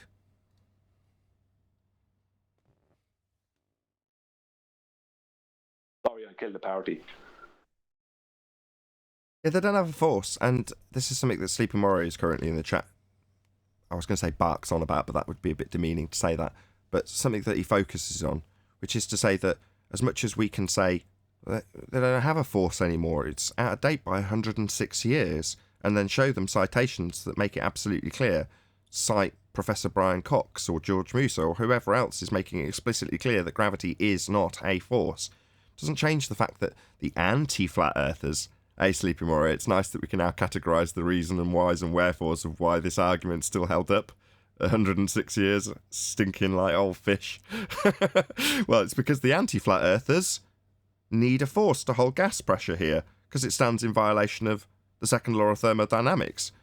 It's not experiencing an entropy increase. Well, that's what gas does. So yeah, it would experience an entropy increase. The gas would fill the space. Space is fake. What's that you say? Oh, there's a force that holds it. No, there isn't. It's not how gas behaves. Well, what's that you say? 106 years ago they said there was a force, so that's still going to hold gas here in homogeneous layers with the weight pulling it down. No. No, we don't have homogeneous layers of gas pushing down. Can I read a funny comment that I just came across in the chat? Damn, I lost it. You can, but I'll just read Sleeping Warrior's comment before you do. He says, No, Nathan Oakley, I defo don't bark on about this. It's the biggest argument, in my honest opinion. Barking is fine by me. Don't worry, Sleeping Warrior. You can hound it all you want. So, comment by the Akumu virus. Most gas law presupposes a container. Pressure is caused by the constraints of the container. The atmosphere uses weight to cause pressure, not a container sleeping. Uses weight? Well, what uses down vectors at 9.8 meters per second as per your gravity, Akum virus? No, gas does not go down, go boom boom. Weight is down. No, it does if you put it in a container. But ultimately speaking, gas expands in all directions. It does not go down, go boom boom with your weight claim. Yeah, but right before that, he says pressure is caused by the constraints of the container. Yeah. What container? Well, no, he's claiming it's a presupposition. He's saying all the citations just presuppose you're going to have a containment. I mean, obviously, the V in PV equals nRT is just a presupposition. No, it's not. It's an antecedent to have the pressure. Without the container, there can be no pressure. End quote, conspiracy cats. You've got to have something to contain the gas. Otherwise, it's not contained. It'll just escape. Now, that escape... Hold on. That escape is the description in entropy. Yeah, it filling the availability of volume. In other words, if you've got a container with a hole in it, then the availability of volume is the container that it's within and also whatever's outside of it, because there's a hole. So the gas can follow its way through the hole into the rest of the volume it has available to it. So therefore, when you're calculating volume, it's not like, oh, well, we'll calculate this pipe and ignore it's got a hole in it. No, the accessible volume is everything outside of the pipe because it's not contained within the pipe. It's just that simple. That description, by the way, is the process of entropy. That's the second law of thermodynamics. And it's defied by having a sky vacuum. Right? Why am I getting the point, Rumpus? That's the point, right? As everyone's desperate to jump all over it. Right, this entropic law is gas behaviour, gas filling space in line with entropy. An entropy increase would be it filling the space. Now, that means we don't have space for gas to fill because it would fill it. This is the space they say your sky is, the sky vacuum. It isn't. I'm done. There you go. Chocolate, read that again, please, from Virus. I have to go up and find it. Give me a sec. Yeah. Sorry. Where the hell is it? All right, got it. Okay, it says most gas laws presupposes a container. Pressure is caused by the constraints of the container. The atmosphere uses weight to cause pressure, not a container sleeping. So he's referencing gas laws as presupposing something? Could that be used on another topic? First of all, what's an atmosphere? Hold on. Hang on. So, Byers, why don't you come on the show? Because this is interesting. You're saying that gas laws work on the presupposition. Is that what you're saying? No, he's projecting his own presupposition of sphere-shaped air with weight, gas go down, go boom, boom. And saying the laws of gas that apply them to volumes, rightly so, because that's how gas behaves, is actually just a presupposition. And my stating sphere-shaped air by presupposing atmosphere, I'm not going to mention that that's a presuppositional statement that begs the question that air, which absolutely does not take the shape of a sphere and absolutely does take the shape of its containment, he's saying that the fact that it takes the shape of its containment is a presupposition as opposed to an antecedent. Well, that's my I'm not what's sure. an atmosphere? I'm not sure about that. I'd like for him to tell me what he meant by it, but I appreciate the clarity.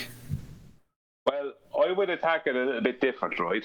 Because the word weight would be where I would go with it. Because the weight he's talking about is caused by mass times acceleration, right? So mass, as I said earlier, gas, atoms or molecules, whatever particles people want to call them for different reasons, they're termed different for different reasons. They move about independently, right, of each other. They don't exhibit any inertia whatsoever, right?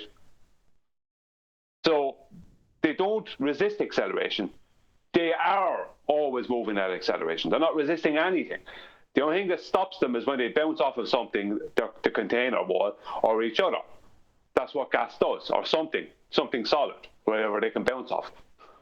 So how can these singular gas atoms, right, we call them atoms for the sake of convention, how can they exhibit inertia? Because mass is inertia.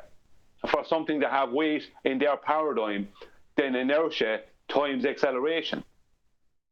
That's what it is. And what's inertia? It's a description. That's all it is. So it's a description times acceleration. Acceleration, another description. So it's description times description. Or if you want to say mass attracts mass, it's a description, which is all mass is. Description attracts description. That's what they're talking about. It's complete and utter nonsense. Yeah, they're working outside of the convention. But with that, I am going to say, if you are watching this on either Nathan Oakley 1980 or Nathan Oakley premiering streams, stay tuned, as there will be an after show to follow. Unfortunately, though, if you are watching live, this is where we bid you farewell. So a huge, massive, enormous thank you to all of you who smashed the super chat, liked, commented, shared, subscribed, hit the PayPal link, and all that good stuff. I've been Nathan Oakley. Stay tuned if you're watching on a premiering stream, and I will see you all in the next video.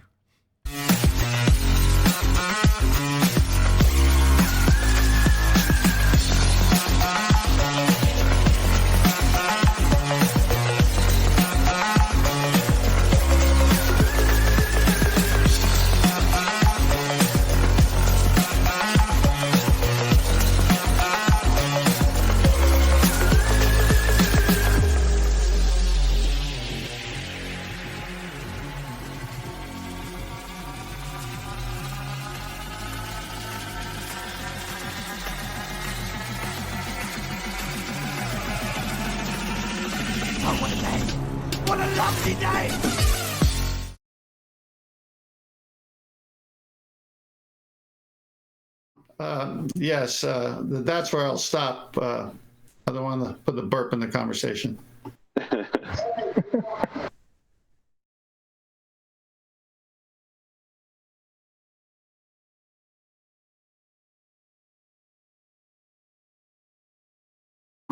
Yeah, Virus, come on the show because I want to know what you meant by that.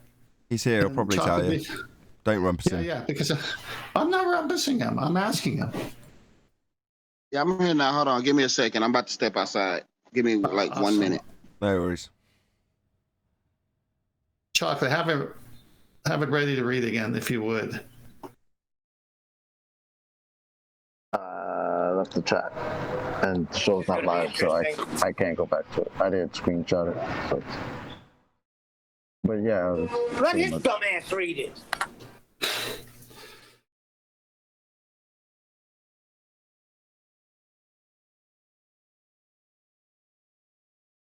I have to say, in fairness, There was a time when that was his favorite. You know that, right? Virus used to be Nathan's little pet. Played favoritism with, here we go. with him. I was just going to say, at least back when Virus comes on, he does come on. Every so often he will come in. So, and there's a good few of us, and I one of him. So, he might talk a lot of rubbish as far as I'm concerned, but at least he's willing to turn up.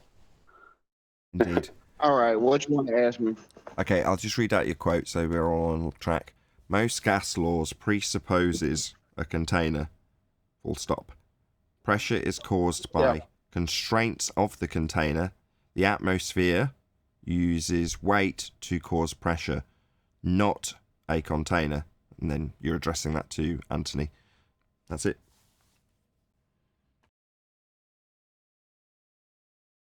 Yeah, that sounds right to me. What's the question? The question is, you said the first one, most gas laws assume a container. Where are those citations from, and who said it? And why would Well, you call I them could laws? probably go find it if you actually want me to, but it was mainly about if you look in the gas laws, they all basically pretty much assume there's a container. We know that a container is not the only way to cause pressure, so. So why would the gas laws Stop. that are Hold written... on. Yeah, hold on. Why are we accepting that? Show me gas pressure without a container then. First of all, you have to get into space first because you need something big enough. Sorry, get into space? I can show you pressure of fluids without a container. Sorry. None of us are going to space. It's fake, right? You're not going to space. I'm not going to space. That's the presupposition you're trying to prove. So don't just beg the question of a sky vacuum. That's the thing you're here to prove. Say, well, you've got to go to my Narnia. So if you start asking me questions about how I believe the place is Narnia, and I say, well, you've got to go to Narnia first, right? That's an outrage. Don't just demand we accept your presupposition of a sky vacuum to prove your presupposition of a sky vacuum. The question is, you say there's plenty of ways to show that you can have gas pressure without a container. Show us one. Don't presuppose space that we can't go to.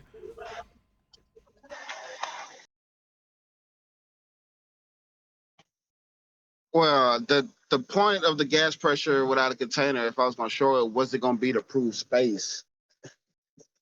But I mean, you can look into space and see this for yourself. Sorry, but did I not just wouldn't tell you use don't the presuppose space as an answer? That's what you're here to prove. Do So I need to let's say it a do second space time? then. You've So just what done do it you gotta again. do to Are you prove deaf, dumb, or stupid? So what do you got to do to prove space? What do? We don't. You have got a sky vacuum, right? That stands directly in violation of natural law. You can't have gas pressure without a container. It's part of all the gas laws, as you well know. Now, you're saying that's a presupposition. It isn't. It's an antecedent. It's required in order to achieve the gas pressure. Now, if you want to disagree with that and say, no, that simply isn't the case, that's presuppositional, well, you have to prove that's the case. All right. All you need to do is show us gas pressure without a container.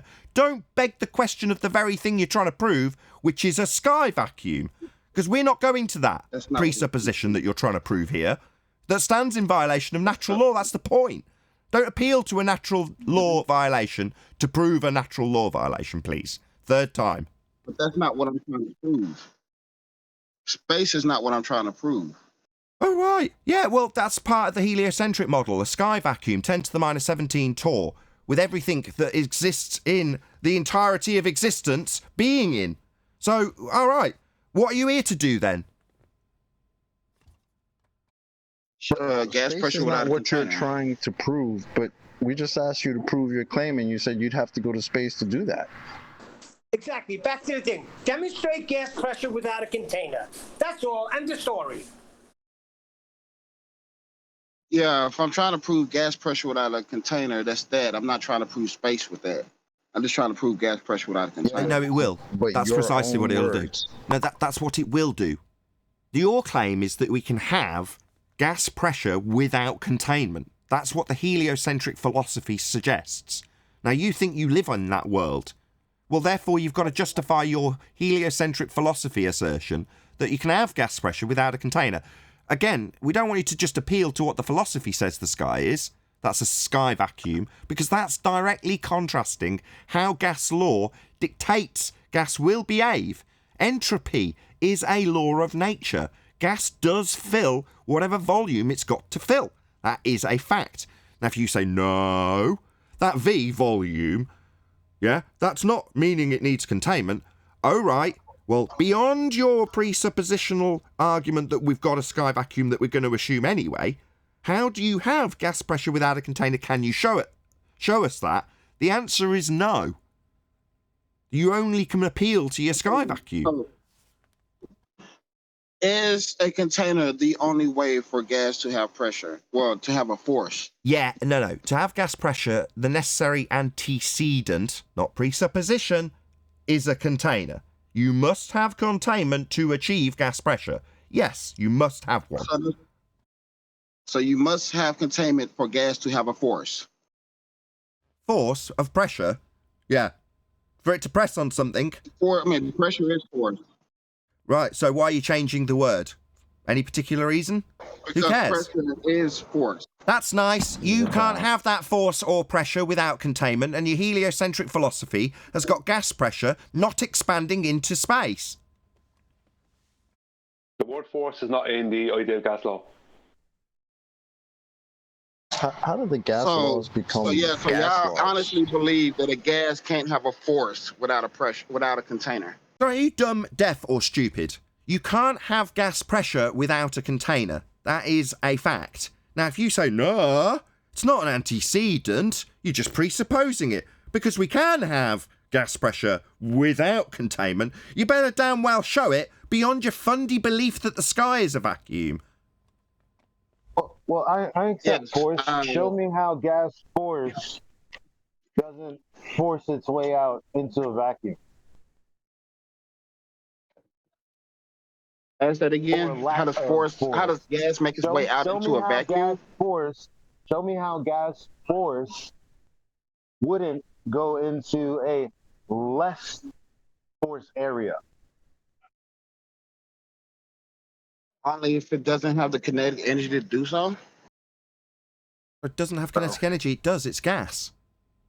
Do you not understand what gas is? You think it's got no kinetic energy? Shh. At this point, you're just stupid. You don't understand what gas is. You're telling me gas has no kinetic energy? Are you retarded? I didn't say it didn't have kinetic. Sorry, you said it doesn't have enough kinetic energy. Yeah, not having enough. Sorry, having any will mean it's moving. Sorry, having any, you stupid, dumb idiot. Will mean it's moving. Stop talking through me, Virus. Having any will mean it's going to be moving and it will never reach absolute zero, ever. So it's always moving. It's not stopping and then falling back down again. That's not what a gas does.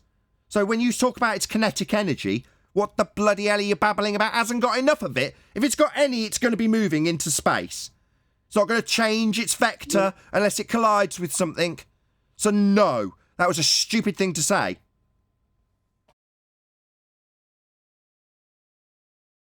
Yeah, all gas doesn't move at the same speed, and they all. Who gives a shit? So non-sequitur. I mean, it's pretty. So it's going to move at a speed, and they're different speeds that it fills the volume then. This non sequitur fallacy going to get you round the fact that you haven't got a container around Earth, and it's got a massive amount of space for these gases to fill at different speeds. Oh, wow, that's fascinating. Yeah, so the gas would fill the volume at a different rate for different gases. How very, very interesting. We'd all still be dead, though. Not necessarily, because remember what I stated in my statement about the atmosphere using weight to make pressure? Yeah. No, we don't have an atmosphere. Sphere-shaped air? What are you babbling about? Gas has weight. That's what I'm... Sorry, sphere-shaped gas? Gas has weight. Sorry, sphere-shaped gas? You're just going to ignore my objection 16 times and tell me that it's got weight, which is gravity for you?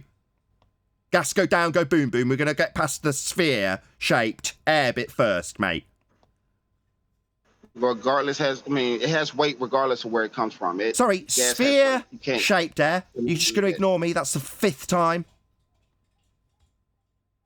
I thought you said gas takes the shape of its container. No, you said air takes the shape of a sphere. No. Air... What are you talking through me? So you finally address me and then you're going to talk straight through me? You're losing badly, Virus. You just said no. Yeah, you are going to talk straight through me. Fundy muting begins. This is where we analyse it. Okay, I'll try again. Who is that? Sorry, shut up, you dumb idiot. Stop laughing. We know that Fundy muting's commenced. Now I'm trying to rein you back in, you stupid idiot. I was laughing at something. That means shut up! You don't understand? English suddenly not your first language? Shut up. Sphere-shaped air is what you declared by presuppositional atmosphere. Air doesn't take the shape of a sphere. It takes the shape of its containment. I'm asking why you've assumed air, that you're going to go on to say after being sphere-shaped without containment, suddenly has weight, go down, go boom, boom. First, we're going to address why you think air is suddenly arbitrarily sphere-shaped. It isn't. Fills the shape of its container. Air takes the shape of its container, like you said. So what container's making the air around Earth stay in the shape of a sphere, then? It's atmospheric pressure. Sorry, what container's making it atmospheric? Because you're just assuming that it's in the shape of a sphere again, without addressing the fact that you just stated clearly that it's going to take the shape of its container. And you haven't got a sphere-shaped container around Earth.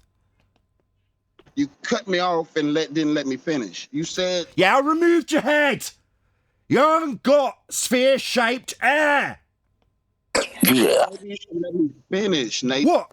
If you'd have finished, you'd have got around the fact that air doesn't take the shape of a sphere? No! So what's actually happened, Virus, you stupid mong, is you had your head removed. Air isn't sphere-shaped. But it takes the shape of its container. So we'd need a container then. Bye-bye, Sky Vacuum. You'd need a container. So atmosphere, assuming that air just is in a sphere shape, without containment, is a total nonsense according to Virus, because it would be taking the shape of its... What now? Container, Virus? Yeah, that's right, mate. That's our argument. Yeah. Yeah. So I've removed your head. Now sit down and shut up. Your nonsense assertion to Anthony that most gas laws presuppose a container, well, you just did exactly that now, didn't you? Well, let me... Most gas laws and Virus assume a container. You're not gonna let me finish? You've just assumed a container by statement to me that you're going to need a container for the shape of the gas. So when you told Anthony in the chat that most gas laws have a presuppositional container, no. Antecedent, like you've just explained to me, needed for a shape to be taken. No antecedent. You let me finish, Nathan. Oh, right. And if I'd have let you finish instead of you fundy muting the crap out of the conclusion, you'd have got around the fact that you've already told us you need containment. No. But if you wouldn't have fundy muted... Oh, it's just me fundy muting you with a conclusion that rips your head off. If you stop fundy muting my answer, then you would get the whole thing instead of just pieces of it, like you're getting. So are you going to let me finish? You said air takes the shape of this container. No, that's what. If you use that's what's required. It's an antecedent. I said it's an antecedent as opposed to a presupposition. If you use a barometer uses the air that is on the... Sorry, it's already in existence, so we've already got gas pressure in existence, and you're going to be measuring the gas pressure from within the gas pressure that we've already got in existence. How did we achieve the gas pressure to measure it with a barometer without containment? Why ask me if you're not going... Sorry, why are you ignoring the fact that you're now taking delta X and presupposing that we've got gas pressure without containment in sphere shape, there I might add, and asking me how inside the already existing pressure we can measure it? Well, how does that get around the fact that you'd need containment to have this scenario so you can measure it with a barometer? That doesn't address it. Just takes us on to us already having gas pressure without you addressing the fact that your sphere Earth doesn't have any containment, even though you've already admitted you need it. Well, I wasn't going to say that, but... Yeah, you've asked me about how a barometer works in existing gas pressure. So you're asking me about the existing gas pressure. How did you achieve the gas pressure without containment? I wasn't asking you how a barometer worked. So when you started asking me about barometers and how they work in existing gas pressure, you weren't asking me about that then? No, I wasn't asking you anything about a barometer. So when you said the word barometer...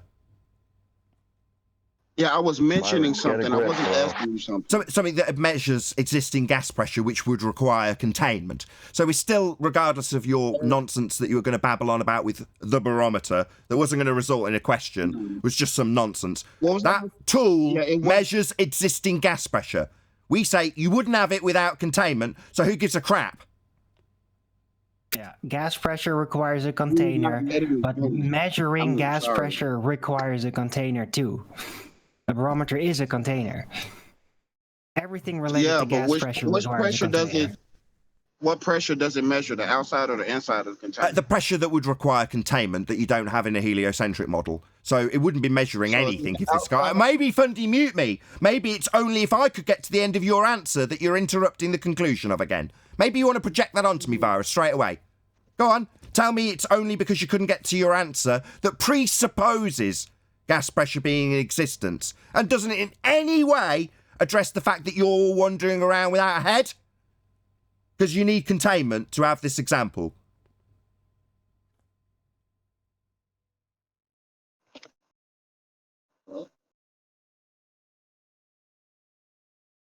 So does that measure pressure on the inside or the outside of the container? Oh, it'd definitely be the inside of the containment that you haven't got in the heliocentric model. Doesn't address the fact that you haven't got any containment and you do have a sky vacuum. And pointing it out again will definitely result in you talking through the middle of this because it's so very painful for you. You addressing the delta X of how we can measure pressure once it exists, but just not mentioning the fact that once it exists would require containment.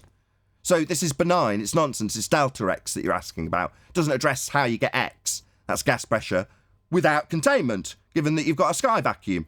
I mean, 25 renditions of the same crap, and you muting the crap out of me, projecting it back onto me like you somehow had a good argument that was being interrupted. No, you just asked us about a barometer that works in existing gas pressure. Did you really think that you somehow had a defensible position when you started interrupting me? Because I had a really good conclusion, you fucktard. You had absolute garbage questions about a barometer, which requires existing gas pressure, which requires the antecedent of containment, which you still haven't addressed. So, despite your bleatings about being unfairly treated, you complete utter fuckwit, yeah, you bloody martyr, you had absolute garbage. So you weren't being prevented from presenting your barometer claim that requires existing gas pressure, you're just a dick.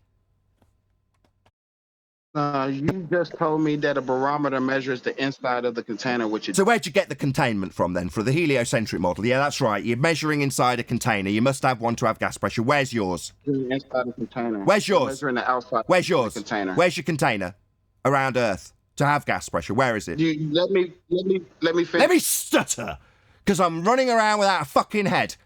You haven't got a container around Earth, therefore we'd all be dead. Earth, as a sphere with a sky for a vacuum, is not real. Hey, Nathan, let me... Yes, stutter for me, bitch. The barometer measures... Yeah, the barometer's measuring gas pressure that would have to have containment for it to be measured. You going to address that, you fundy little bitch? Containment in order for you to... Yes, a containment's needed then. Yeah, we need containment, that's right. Yeah, containment. Where'd you get it? Earth doesn't have any of that in a sphere sky vacuum scenario. You know, I just answered that, right? You're just stuttering like a little bitch. How'd you get the containment to give you the gas pressure to measure with a barometer? I just answered your question. Oh, really? Well, my God, it was a really great answer. We're all going to pack up and go home, lads. He already answered, right? It's going to be like a... What was the answer to my... What was the answer? You didn't have one. You haven't addressed the fact that you can't have gas pressure without a container, and the heliocentric model has Earth as a sphere with high-pressure gas not filling a sky vacuum. That's the second law of thermodynamics violation. You don't have any address for that. Asking me what you said you addressed it with when you haven't is really stupid. Yeah, so and you a wasn't tactic paying and a attention. waste of time. Why don't you just repeat your answer then? Because he's not listening to me. He's not letting me finish. If he would have let me finish the first time, y'all would have heard it.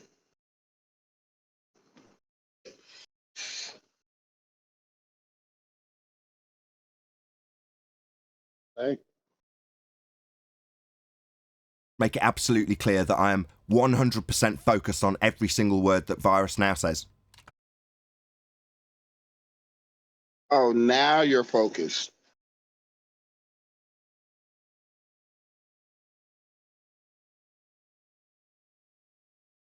So now can you answer me?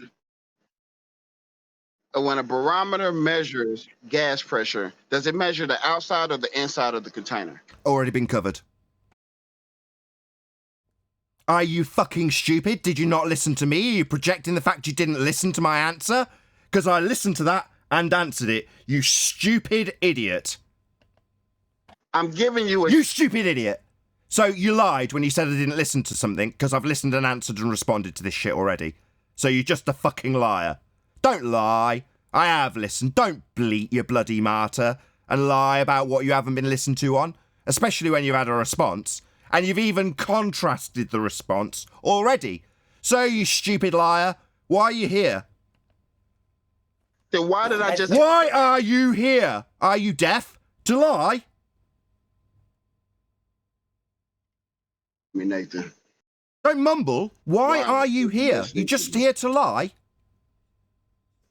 What did I lie about, Nathan? You said that you hadn't had your stuff addressed, that you were interrupted and you didn't have your questions asked, and if we would only listened, we'd have got the full explanation from you. And the only reason it wasn't being accepted was because it wasn't listened to, and that I don't listen. You then got a full-on, lengthy bullshit about how you hadn't been listened to with nobody else interrupting, every line closed.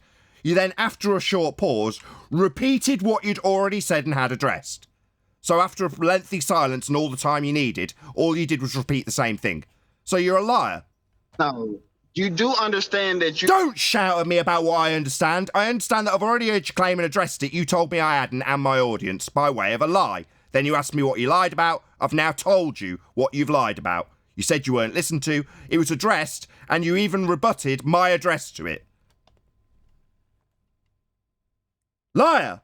Definitely. Virus, you're a liar. I mean, you're just... You're going to apologise to my audience? What a scumbag. So you've lied about what you haven't had listened to, what haven't had addressed, and you've then just scummy, fundy muted it the whole time. You're a complete scumbag. And he is actually good at timing it so where as soon as I stop talking, he will stop talking. Oh, really? This is my fault? I mean, really, Virus's repetition of the same thing he'd had addressed when he told my audience that I haven't been listening, I hadn't been addressing his points that were really good. So when he had all the time in the world, second time I'm saying this, he repeated the same thing again. I'm now calling him out as being a liar, because that isn't something that wasn't listened to. You're a liar. So barometer inside the containment, yeah, so you're definitely going to need containment. That's where we got to. You said you haven't been listened to, and repeated the same thing, having lied. Is that not clear? No, you have not repeated what I said. So when I trim it out with the same exact thing being repeated with a long pause before it and you bleating about I haven't been listened to, that isn't a repetition of the same thing that I addressed when I said inside the container as a direct answer to that which you repeated and are now lying about repeating. So second lie is now lying about repeating it. Okay, Nathan, you could... Yeah, not okay, you scumbag fundy liar. That's all you guys do. Just come, get caught out, have your head removed. You don't like it as you run around stuttering, not realising potentially that your head's on the floor. And then you lie. Oh, well, I didn't repeat the same claim after having lied and said that you didn't listen to me. I didn't do that. That's exactly what you did, you liar. You guys are pathetic, man. White noise privilege. We know it all sounds different on the other side of the YouTube than it does on Discord, so I'm not worried about you trimming This it is out. pathetic, bro. Yeah, dude, it's all about the format. It's not about you not answering the question for an hour straight. It's not about that. It's about It's not about him you just conceding. can't do it. God won't allow him through the technology, through the rhythm of our speaking, for him to be able to answer that question that he can so easily answer right now. Right, Akumu Virus? What question? How can you have gas pressure without a container? In the picture on screen for my audience, there's a picture of gas pressure next to a vacuum. Now, that's the second law of thermodynamics violation, and all you seem to do is ask us about how we can measure gas pressure that's already in existence. So it doesn't address the question. Now I'm going to give you all the time in the world to tell us how you can have gas pressure without a container, without appealing to what you are trying to prove, or denying that you're even trying to prove it. That would be a sky vacuum. Don't appeal to your religious belief. Maybe concede, because you haven't managed to prove it. You've just kept on appealing to delta X, gas pressure gradients or existing gas pressure. If you want to know how we got gas pressure, is weight. That's your answer. Weight. Gas has weight. So gas is going down 9.8 meters per second then. Nah, just gas. So no! Wait a minute, Nathan. Can he show us from the beginning of time how gas pressure through weight created our gas pressure? Yeah, the rebellious gas particles, right? They went up to the Kármán line, ate a few donuts, and then gained weight and came back down again, did they? They took themselves so fat that they got to absolute zero. Nah, what? No! Hold on, you just said weight. The gas comes out of the ground, carries on in whatever vector it's going. It doesn't fall down with weight. Can I ask you a question? Can you ask me something rather than ignore that you've just said it had weight? No, gas comes out of the ground, moves towards the space, and unless it collides with something, it just keeps going. Never reaches absolute zero. Your kinetic argument fell completely short too. So no, it doesn't have weight. What does that have to do with absolute zero? Because you'd need it to get to absolute zero for your kinetic argument that you made earlier that potentially you've now forgotten about to make sense. Where I first started telling you off and explaining that you don't understand how gas behaviour works. You said it didn't have enough kinetic energy. Do you not remember your own stupid arguments? Maybe mutter through me while I reassert your argument, which I absolutely listened to and can now paraphrase back to you. But I'll need to be charged with not listening, won't I? As you mutter through every fucking word I say. Just projection. I listen closely to every word you say. You don't listen to a damn thing I say and then claim I'm doing that to you, as you mutter non-stop. What does that have to do with absolute zero? Because you can't achieve it for gas to not have enough kinetic energy. That's the third time I've explained your own shit argument back to you. Nothing to do with that has nothing to do with absolute zero. What? Not having enough kinetic energy? Yeah, that has nothing to do with absolute zero. How do you run out of kinetic energy if you're a gas particle then? Riding weight. Sorry, that's got nothing to do with weight. Sorry, how do you get to... It does. How do you run out of kinetic energy? The answer is you don't know. That's why when this came up last time I told you were stupid and that you don't understand how gas behaves, and now you're muttering straight through me again, aren't you? Because you're... Oi, cunt! Muttering straight through the guy that you're going to later claim doesn't listen to you. Yeah, because you So just told me cunt! my answer. So cunt, yeah. When you describe how the kinetic energy will run out, because you're a fucking idiot, I declare that you don't understand how gas behaves. You later go on to say, no, that's justifiable, because I say, wait. Well, weights go down, go boom, boom, 9.8 metres per second squared for you. That's not how gas behaves. And in order for it to run out of the kinetic energy used in your argument, it would need to reach absolute zero. You don't understand that because you're thick as shit. That has nothing. Shut up, thicko. Shut up. Don't want to hear anything more from you, Virus. That's it, you're done here. Shut up. Tired of this. Retards coming here telling us what's what. Telling me I don't listen. Doing what he's doing now, which is muttering straight through me. Scum, you are thick as shit. Make no mistake about it, Virus, you're thick. You're going to come here and tell me what's what when you haven't got the vaguest idea how gas behaves. Not the slightest idea. But you're going to tell me some rhetoric that's 106 years out of date of weight causing gas to go down, go boom, boom. What are you, Thunderfoot? Could I ever go I'm still trying to figure out what that has to do with absolute zero. I've told you 4 times now, sit down and shut up. If you don't understand, go away. Right? Your comprehension skills aren't good enough to be here, Virus. Do you get that? That's why I'm telling you to shut up. Not so I can explain it for a 5th time. May I make a comment? Can I ask him a question, Nathan? Yeah, you can. I'm done with him. Thank you. Virus, could you give me a brief description of inertia, please? Resistance to motion, or resistance to a force, resistance to acceleration, resistance to a change in velocity. The more inertia something has, the more it resists a change in velocity. Okay, would you agree that that for something to have weight, it needs to have inertia?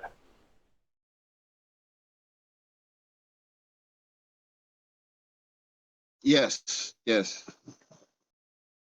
Okay, so yeah. Okay, so mass is described as inertia, is it not, in physics? You just said that's correct, yes? Oh, say that again? Mass is described as inertia in physics. Is this not correct? Well, inertia is a property of mass. They're not really described as the same exact thing. Well, mass is defined as inertia in physics. That's the definition of it. In physics, it's defined as inertia. In physics, mass is described as the quantity of inertia. That's what he just said. That's what he just said. So you agree? Okay, let's move on. Yeah, we move on. Okay, we're not going to stick on that. Okay, so for something to have weight, it needs to have inertia. For something to have weight, in your paradigm, it needs to have mass. Because in your paradigm, weight is caused by mass times acceleration, yes? Yes, that is force, okay. Yes. Yeah, mass times acceleration. Okay, so gas particles are independent of each other. Would you agree with that? Okay. Yeah, right. So, and gas particles are constantly in movement in all directions. Would you agree with that? Okay, yeah. Okay. So, they are not a whole. They're all independent entities. And they're all constantly accelerating in all directions. So how can you describe, how can you describe gas as having mass when it has no inertia?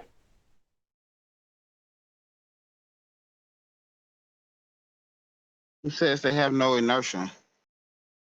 Because it's not resisting anything.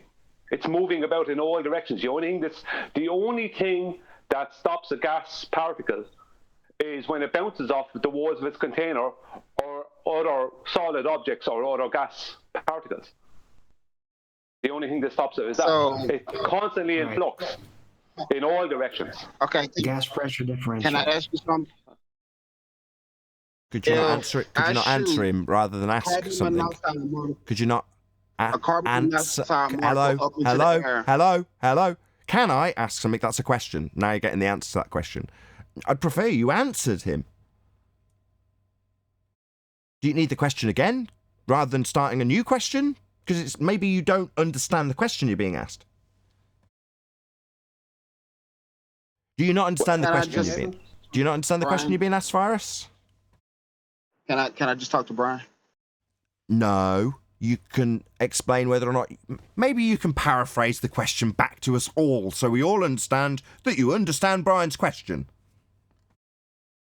I'm about to ask him about a situation. I don't that give a he shit probably what you're going to ask him. I would like you to paraphrase back what he's asking broadly. You're distracting me from the point, Nathan. You're distracting From the me. point that Brian's You asking, didn't you're not going to listen, answer did because you? you're going to introduce a new question, scumbag. Brian, No, if this he was a doesn't, balanced right, stop, question. stop, Oh my stop, God. stop, Now, stop. now Stop. That means stop. If he doesn't answer on this next opportunity, which I'm going to give him, then Brian will move to the conclusion. If he starts asking a question, he'll be immediately cut off. Brian, ask the question again.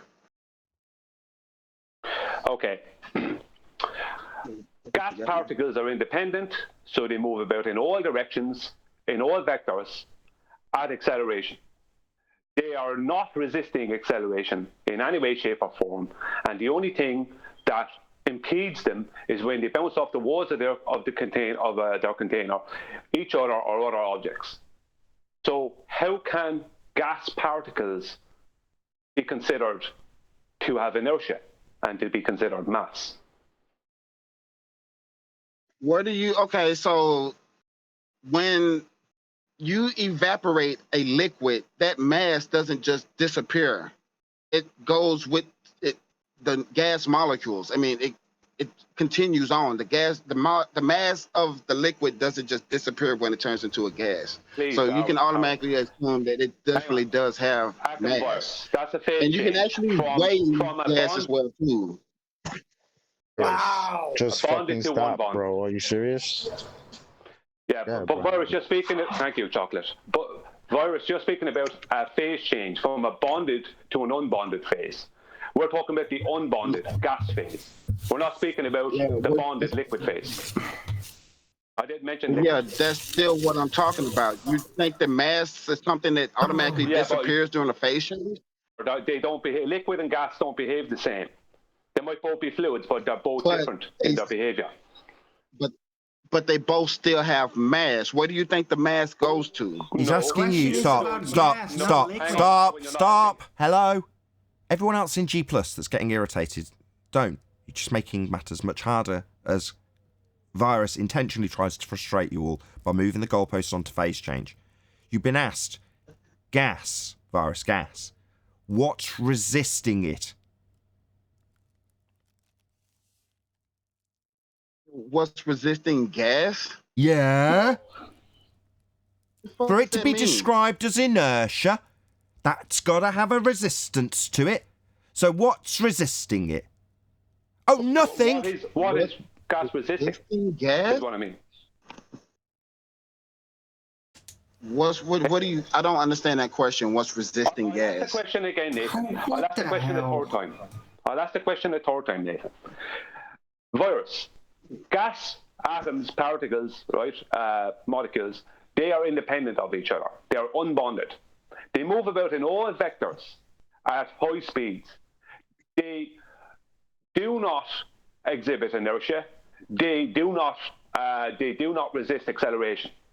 So how can they be considered mass? Because in your paradigm, you need something to be mass before it can become mass times acceleration, giving it weight. Where's this acceleration coming from? I'm not claiming acceleration. I'm speaking about the claim that gas has mass. You're saying they don't resist acceleration. What acceleration are you talking about? I didn't. I'm asking about the claim of gas being claimed to have mass, which is then giving it weight in your paradigm. I say it again, in your paradigm, weight is caused by mass times acceleration. That means the antecedent of that is something has to have mass, has to have inertia, has to be considered to have inertia to be resisting acceleration. But gas particles move about in all directions independently and do not, in any way, shape, or form, do not resist acceleration. As a matter of fact, it's the quite opposite from that. That's right. Okay. So since you think that gas for some reason doesn't have mass, during the phase change, where does it go? Hang on a second. Sorry, Arwen, you're not helping me at all. Hang on a second. You're claiming what I think. I'm asking you questions about physics. Right? That's what I'm asking you about. Hang on, that debunks your claim that gas has mass. Now you're not answering my questions. You're switching to something else. You're saying you're believing something. No, I'm asking you, how can gas be considered to have mass when it does not resist acceleration in any way? Because it would have to resist acceleration to be mass in your paradigm. Paradigm. Okay, listen to what I'm saying. During the phase change, the mass doesn't magically disappear. I don't care about phase change. With the substance. Phase change. If you have oxygen and liquid... Stop, everyone stop. Stop. Everyone stop. Hello? That means you included, Virus. So what he's doing is he's building up a little straw man. He's been asked about how gas behaves. He's building up a little straw man about how phase changes work. So, no, you're not addressing the question. You're addressing a new question that hasn't been asked about phase changes. We're not talking about phase changes. We're only describing gas.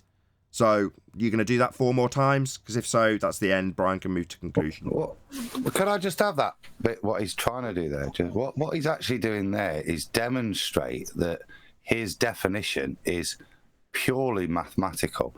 And the trouble is, and this is why he's filibustering, is when the mathematics are applied and the definition is applied to gas, it suddenly becomes nonsensical. And that's why he's fluffing around it, because the maths suddenly is no longer applicable to gas behaviour. It highlights the... Sorry, Adam. Just for the audience's benefit. Every single time that this light with Virus's name flashes, just make yourself a mental note. That's when he's not listening, because he's talking straight through what Adam's saying. So every time you see this light flash, that's Virus doing precisely what he claimed earlier I was doing, which is not listening. Not giving the person the opportunity to say what they're saying. It's him muttering and talking straight through the top of him. Just watch this little light when Adam tries again. See how we get on. But the point of phase change, what he's trying to say is that it has mass at this point where it's liquid. But surely then, when it turns into this, it still has the same mass. And my point is, this highlights the absurdity of the maths that he's using to describe reality. Brian's done a great job demonstrating the principles of what mathematically defines as mass, and it's nonsensical. But when it gets to this point of having to describe mass with regards to gas behavior, suddenly the way in which it's described mathematically becomes exemplified as even more nonsensical and not really based on reality, just based on another description. And that's why he's struggling to get around this, because it requires an admission that the primary definition is nonsensical in the first place. Right, it's liquids and that's exactly. His liquids and his solids go down and go boom boom, but the gases don't. That's exactly my point. What Adam was saying. That's exactly where I'm going. Thank you, Adam. Can I make a comment? We're waiting for Virus to respond. Why are you waiting for me to respond? It wasn't a question. Come again? Hold on, G+. Why are you waiting? It wasn't a question. Yeah, it was a statement of how you're utilising solids and liquids with their behaviour when we're asking you about gas. Now, this is your opportunity to redress that. Okay. Do you actually think that mass is dependent on the phase of the substance? It's not about what I think. I'm asking you questions about gas and how I gas know, could be but I'm also considered as asking you having what you mass. think as well. Yeah, sorry, You're he's asking me unmuted questions you. about Sorry, what I guys. thought. Sorry, Brian. Sorry. Question. Sorry, Brian. Sorry. Decided he wasn't going to listen to you. Decided he was going to just talk straight through the middle of you rather than listen to what you're saying. Yeah, thank you, Nathan. Yeah, it's not about what I think. I'm asking you, Virus, I'm asking you a question about your claim that gas has weight. For gas to have weight in your paradigm of force, right? That means that gas has to have mass, because your paradigm states that mass times acceleration it defines as weight, or defines weight. So gas has to have mass, but mass is defined as inertia, right? Inertia is a resistance to acceleration, but gas particles or atoms, molecules are all independent of each other, right? They move about in all vectors at all kinds of high speeds, and they're doing everything but resisting acceleration. They're actually doing the opposite from resisting. So how can you claim that gas is mass, has mass, to give it weight by mass times acceleration? Look, I keep telling you how we get to that situation. Mass isn't depending on the phase of the substance. Mass carries on throughout the phases. I'm not understanding how mass will suddenly disappear from liquid to gas or suddenly reappear from gas to liquid. Mass sticks with it during the phase change. Okay, so you're saying it has mass. Brian's saying, how can it have mass when that would be its resistance to acceleration, and that's not what it's exhibiting? Therefore, how can you say that, given what Brian has explained to you 5 times, with non-stop Fundy muting and claims that we don't listen to you? Could Virus say that again? By easily telling you what I just said, that explains how we get that gas has mass. What part of that don't y'all understand? When the phase Hold on, changes, everyone mass be doesn't quiet. I'll disappear. summarise his point for you, Brian. He's saying, doesn't matter if it's solid, liquid or gas. They all have mass. And you're like, Nathan. we know you claim it's got mass. Brian's saying, but how can you claim it has mass when that would be its resistance to acceleration? That's about 7 times. You're just too stupid to get it. Yeah, Virus, do y'all not understand that each atom? Yeah, we know. You're just not understanding. I've just said that. Now sit down, shut the fuck up. You're just too stupid. I know you're not understanding this. We know. You're thick. Now shut up. I'm telling you. Shut up. Why not? Shut Y'all don't understand. I know you don't understand. We know you're thick as shit. We get it.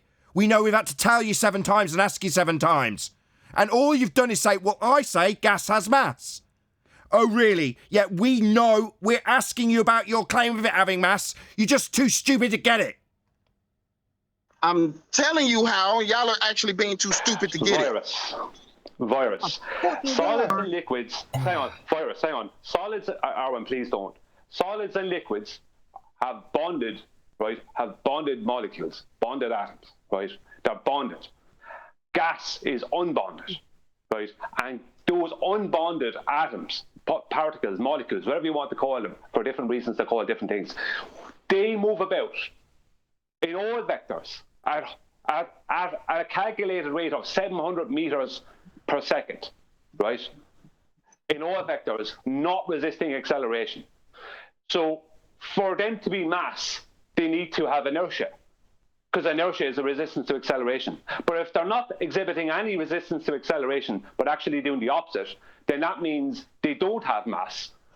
So they don't have a collective weight, because they need to have a collective mass and exhibit inertia as a collective mass to have weight in your paradigm of mass times acceleration. So your claim of mass times acceleration, right, causing weight and gas having this weight caused by gas having a mass, which is a resistance, which is an inertia, which is a resistance to acceleration, is debunked. It fails. Correct. By the definitions. It fails, Virus. I think Virus is does atomic numbers not mean nothing to y'all? You're mistaken. Gas there's doesn't like have an mass. element It has having a atomic density. Arwen, mass for the not love mean of nothing? Jesus Christ, can you shut up? Okay, I'll just.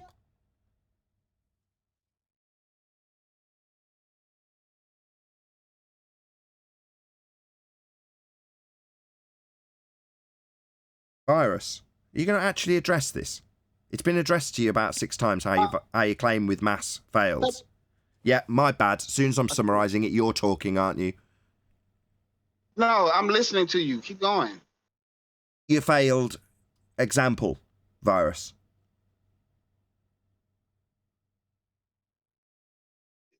So you're telling me that the periodic table is just completely wrong. Is that what you're telling me? No, we're saying that... Nobody mentioned the periodic table. Sorry, Nathan. Yeah, we're saying that when Well, you define I'm it mentioning the as... maybe you periodic should table keep because it talking. has Maybe elements of just mass on it. talking through the summary will stop you having to address it. Maybe Fundy muting will commence from here on in. to Brian. Yeah, Fundy muting definitely going to commence. So we're saying you're... Yeah, still continuing to Fundy mute. Maybe later tell me that I don't listen to you. So... your claim requires gas to have mass. That's resistance to acceleration. It's not exhibiting that. So based on your claim of mass, gas go down, go boom, boom, it fails because it can't be described with its resistance to acceleration. Therefore, your description of it having mass fails. Comprende? 8th time you've had it explained to you. Yeah, and y'all still don't get it. Where the fuck does the mass go to? I don't give a shit. It's not our claim. Are you so fundamentally fucking retarded that you're going to ask me where the mass you claimed it had went when it fails to make your point work? I couldn't give 2 shiny shites. Your claim fails, though. Shit for brains. Man. Stupid shit for brains. You're just thick. You think you're going to charge us with asking where your description of mass, resistance to acceleration, goes after it fails to make your point work? Oh, I don't know or care. I know your points failed, though, you stupid idiot. You claim it doesn't have... I don't claim anything, stupid shit for brains. Don't start telling me what I claim. Yeah? You claim gas go down, go boom, boom because it's got mass. You are stupid. So does gas have mass or not? You're the one claiming it, you stupid retard. The problem with your claim is it doesn't have any resistance to acceleration. It's inertia by definition, according to you. You've been taken by the hand by Brian. Lots of Fundy muting while it happened. Lots of claims we don't listen to your shitty explanations that come back after a load of Fundy muting when you don't listen to us. Your fucking claims failed. How many times? None. Chant that it's got mass. Hold on. Now, let's just predict what's going to happen. He's going to start chanting that gas has mass. Watch. Does gas have mass or not? Told you. We're not making a claim about it, you stupid idiot. You're saying it's got mass, therefore go down, go boom, boom. That's your claim. So who cares what we're claiming? It doesn't have resistance to acceleration, so your definition of it fails in your example to have gas go down, go boom, boom to the centre of Earth with a force. How? How does it fail? Because it doesn't have resistance to acceleration. That's 9 times. Are you dumb? Yes, he is. Very, very stupid. And he's your representative. I heard you're boycotting us here, anti-flat earthers. Ah, well, that's good by me. Because what we're left with is this dumb shit to defend your globe faith. Yeah? More of them. Roll on the retards, man. Let Virus come and defend your globe. Because he's an absolute idiot. Doesn't understand half the stuff he actually says. Gas resisting acceleration would be heavier gases that don't move as fast as the higher gases. So I'm not understanding where it fails. What's resisting it? What's resisting it? Let's see if he listens to a response to that. No, constant chatter. What's resisting it? What's resisting what? The gas, you stupid retard! Nothing is resisting the gas. So not resisting then. So the description of inertia based on its resistance to it, it's not doing that then. So maybe the penny will drop this time, you stupid idiot. Will it? The gas. So not resisting then? Not resisting then. Not meeting your criteria and your claim then. No, penny hasn't dropped yet. Really this stupid? Really this thick? He said heavier gases. Now that's straight away adding in weight again. Yeah, begging the question. What he's trying to do is he's trying to bring it back to a phase change situation. Because some of the, what they call heavier gases would be closer to a liquid than they would be to some of the other gases. But they're still a gas. They still behave as a gas. And if you leave any of them, if I put carbon dioxide into a room I'm in now and I open all the doors and windows, that's not going to stay down close to the floor. It will when it's first pumped out of whatever, but it will just integrate with all the rest of the gas. So him saying heavier gases is begging the question of his own claim that we're attacking. Yeah, gas go down, go boom, boom's his claim. By saying heavier gases, he's saying gas go down, go boom, boom. Just begging the question again. What? Heavier gases move slower than lighter gases. Heavier gases, gas go down, go boom, boom. Right, we don't have layers of gases. We don't have layers of gases. We don't have layers of gases. Gas is not layered. Inhomogeneous, anisotropic mixture. Gonna chant through it. Chant through it, right? Chant through it, coward. Yeah? Those are you boycotting us. This is what you've got to replace you. Chanting retard. Go on then, carry on chanting while I explain that we've got an anisotropic, inhomogeneous mixture of gases. Doesn't change as you raise an altitude. Oh, right, so definitely going to fundy mute this. Maybe it's me not listening to your really coherent explanation that's going to refute this. As you chant straight through it. I'm agreeing. Yeah, you're going to chant straight through it. You're going to agree straight through it before it's stated. You already stated. Yeah, shut the fuck up, Dumbo. You're the dumbest person here, as per usual. Yeah, but well, your coward friends have all deserted you, claimed it's a boycott. So it's just you that has the shit ripped out of you for your non-understanding of how gas works. I don't get it. Yeah, mutter for me. Anisotropic, inhomogeneous mixture of gases, not layered. Not heavier gases going down, go boom, boom. No, that's not what we experience. Sorry, mutter for me. Maybe get about 25 miles away from the mic as you mutter. I'm right here. It's still the same thing. It doesn't matter. I agree with what you said, though. You moments earlier said that you had different gases moving down at different speeds because of their different weights. Now it's anisotropic, inhomogeneous mixture of gases as per my explanation, which wouldn't give you layers of gases at different speeds, in different weights, in different layers then. So you've basically undone your last claim then. So where's the concession? Or maybe some more chanting? Chant that it's got weight. The atmosphere is not layered. Atmosphere, so we're going to chant that. Didn't we cover that immediately? I made sure that we stopped. So you just weren't listening to me. You just weren't listening to me. You just weren't listening to me, Virus. The very thing you projected onto me. Yeah, we definitely covered sphere-shaped air. It's the first thing we covered. I made damn sure to stop you and make sure you understood we were covering it too. Would you like to lie about us not covering it now so we can circle jerk again? Chant for me, bitch. Chant atmosphere. Like we haven't covered it. Chant atmosphere like a sphere-believing fundy bitch and lie about us not having covered it already. Chant and lie. Go on, good dog. What are you talking about? I'm talking about you chanting about atmosphere again when we've already covered it. Are you deaf, dumb, or stupid? I didn't mention atmosphere. Oh, really? So it's going to be the lie route? I didn't stop you, rein you in, and make absolutely damn sure that we covered sphere-shaped air. Liar? No. Liar? High-pitched, maybe? You didn't say atmosphere just now, bro? Come on. You never let me finish. And now it's back to I'm the one interrupting you when only 30 seconds ago I pointed out the chanting and fundy muting you were using. So it's me not listening to you, even though you've most definitely not listened to us cover atmosphere, even though I made damn sure that you acknowledged every word of it. It was difficult, but obviously you're going to project that I'm not listening to you now, aren't you? And lie about having not used atmosphere, and then lie again saying that I'm not listening to you. So chant and lie for me, you little bitch. Did we ever get through with that barometer? Oh, what, are we going to circle jerk back to the barometer inside a container that you lied about me not letting you make the point of? Another lie that we already covered. Did we ever Anything else you need to just circle jerk back to, fundy liar? What was my point? Maybe. Let's do that again. Yeah, that would be where I want to go. Yeah, and I want to go there now. What was my I want point? to have my say if I can. Can I? Oh, and fair enough. I have shouted at you. Akumu So. virus. Listen and shut the hell up, okay? Every time you say gas has mass, no, it doesn't. Yeah, mass is a derived concept. It's not universal. Not all matter has mass. Mass is an extracted calculus.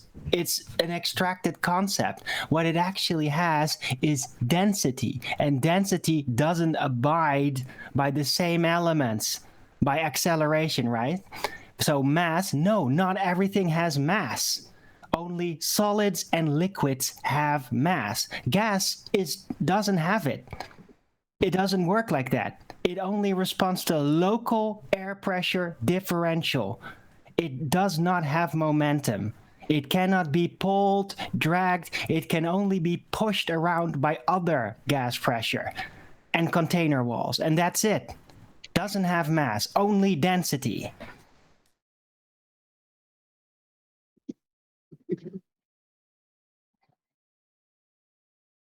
May I respond?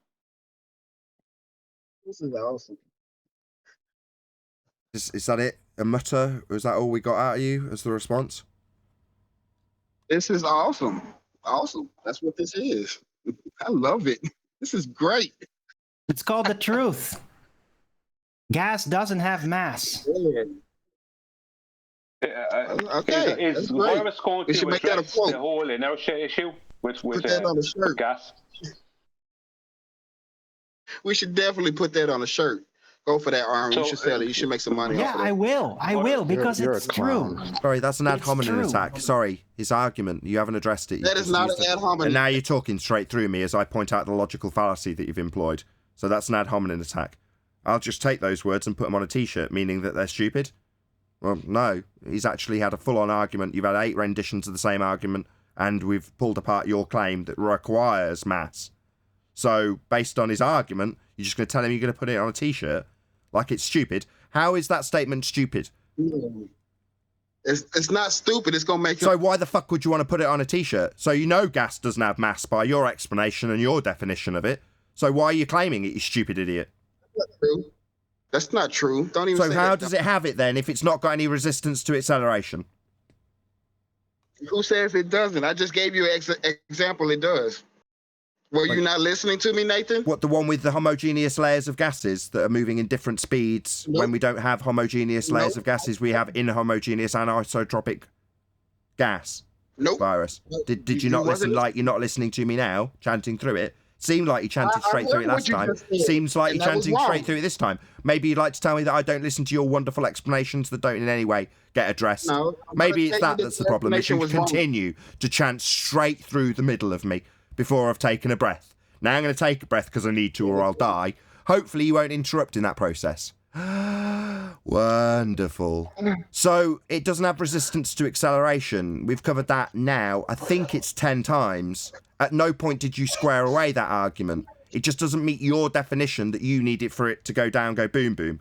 You reasserted atmosphere twice. You reasserted barometer in terms of the question you also lied about me not addressing or listening to. So we've had lots of circle jerking, Virus.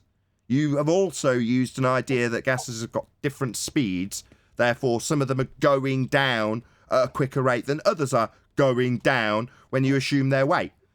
We also had you concede that gas doesn't behave like that. What we experience is anisotropic, inhomogeneous, not in layers. You conceded that. But you're back to circle jerking to it when I conclude that you've just circle jerked back to this point. Maybe you can interrupt and circle jerk into it straight as I conclude it. Second time you've used this argument. We're just going through the motions with you again, Virus, because you haven't listened to us. Okay, so that means you didn't hear my example about. Oh, so it's back to projecting on that I haven't listened to you. Didn't hear your example, so you can reassert something we've already heard twice already. Now, I've heard all your examples and we've addressed them all. So has Arwin, so has Brian, so has everybody here and the audience. But you're going to lie that we haven't listened to you again, scumbag.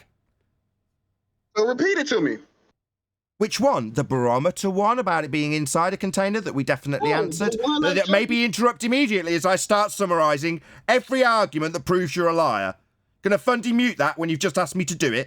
Yeah. Carry on Fundy muting me. Yeah, I was just about to summarise all your arguments that we've absolutely listened to, proving you a liar. You are. You're a liar.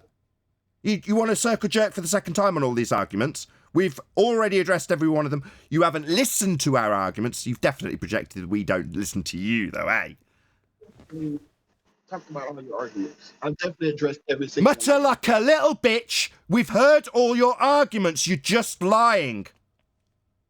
So what was my example I gave? I tried to rattle them off and you started interrupting me immediately only 2 minutes ago. We're going to go through this do-si-do. Second time you've used this one, too. Maybe lie about using this. I've already attempted to start summarising your arguments, and I've summarised them previously. So don't lie. Don't demand that I summarise them for a third time when I've already done it, having ripped them apart in every instance, so you can get away with your lie that we haven't listened to you. We have. That's because you haven't gave my example. I didn't hear your example, Virus. But if it involves whatever you're going to speak about having weight, then you're in trouble. So give me your example there then. Yeah, I know you didn't hear me because Nathan talked through me. He didn't hear me either. But sorry, give me your example. Say it again. Okay, so yes, what you were saying earlier about it being closer to the phase change because it's heavier, that's not necessarily true. Not when I'm talking about what a heavy gas is and a light gas. I never said it was heavier. You were claiming it was heavy, which means it had weight. I didn't say that. You just said that. You were talking. Sorry, shut up, Virus.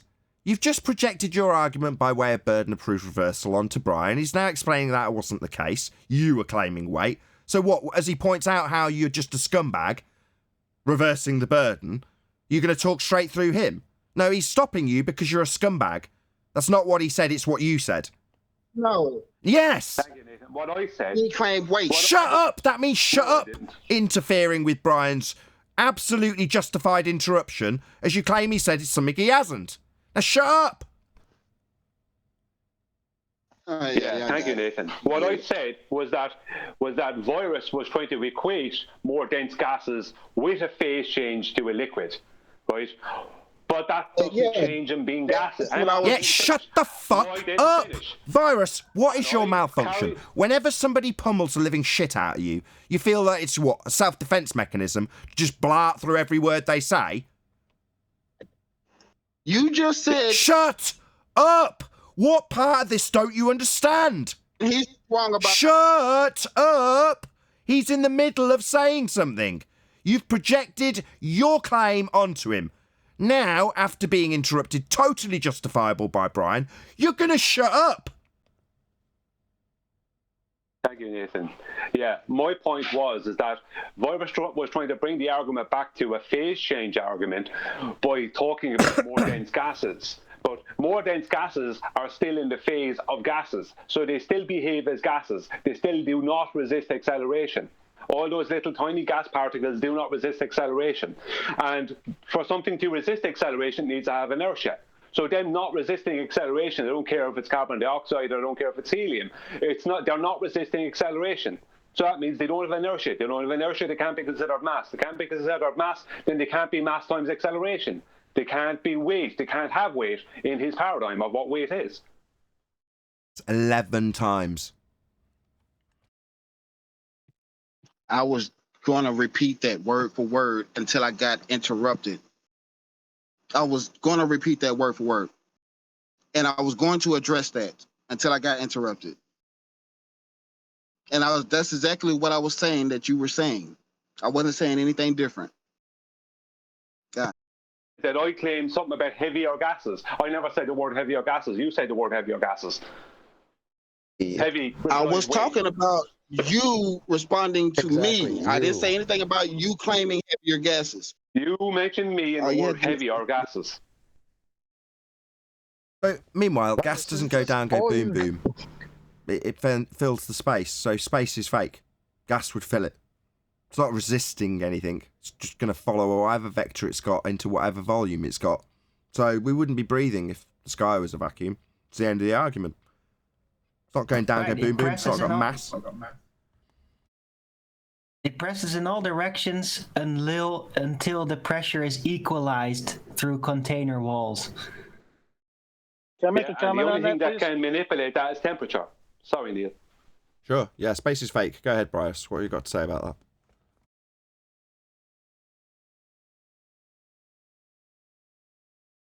pressure is temperature. I wasn't finna say that nothing. requires a container also. So for a gas pressure gradient, you need temperature to create it, and temperature requires a container. And for vacuum, you need a container to create it, because a container is needed for all three things: gas pressure, temperature, and vacuum. So why do the gas laws presuppose containers, do you think, Virus? Like you said in your comment, all the gas laws presuppose containers. Why do they do that?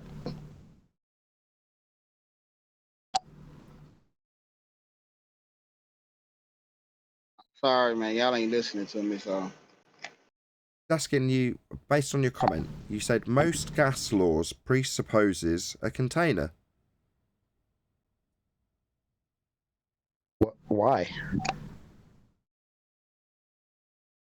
And do you have other gas laws that don't presuppose a container?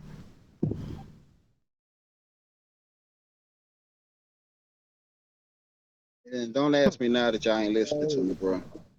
Should have asked that earlier. I'm all ears. We're all ears. We're all listening.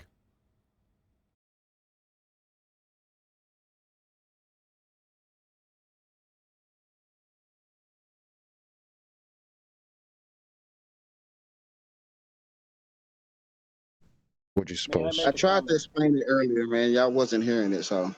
Oh, jeez. You know what, So you're Virus? still Come on. crying about earlier instead of addressing what I'm asking you right now? Answer the question. Nah, I don't feel like going through the same shit. Nah, you're good now?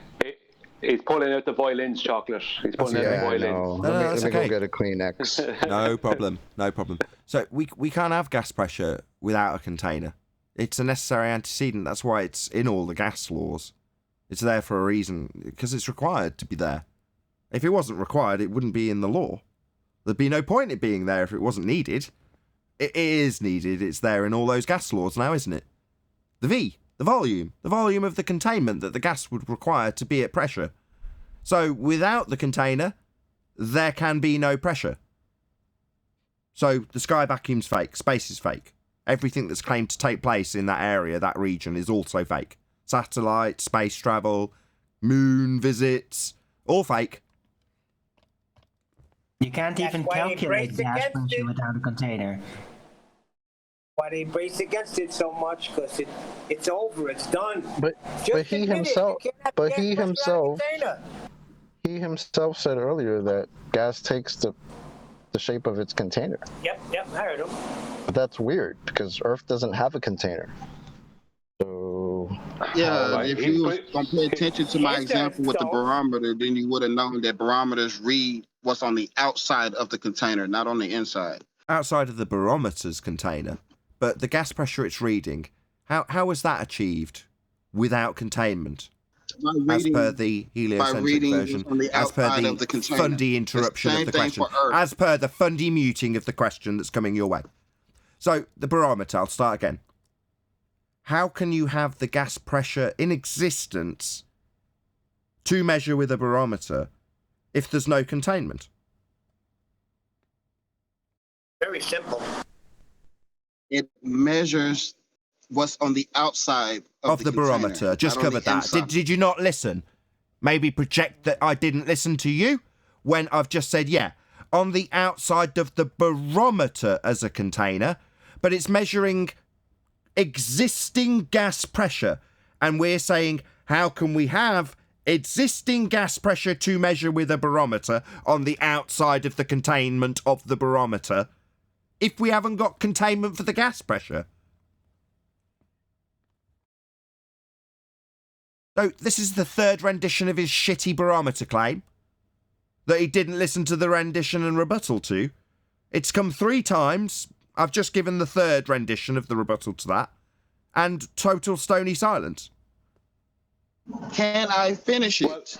Finish it? You asked it and I addressed it. Oh my fucking God. Oh my God. I can't protest that I wasn't listened to. When it was listened to, responded to, and the response that I got was met with on the inside of the barometer? Oh, no, it's the outside of the containment the barometer has. So that's been addressed then. Maybe bleat about how we didn't listen. What's on the inside of the barometer? So I did listen to you then.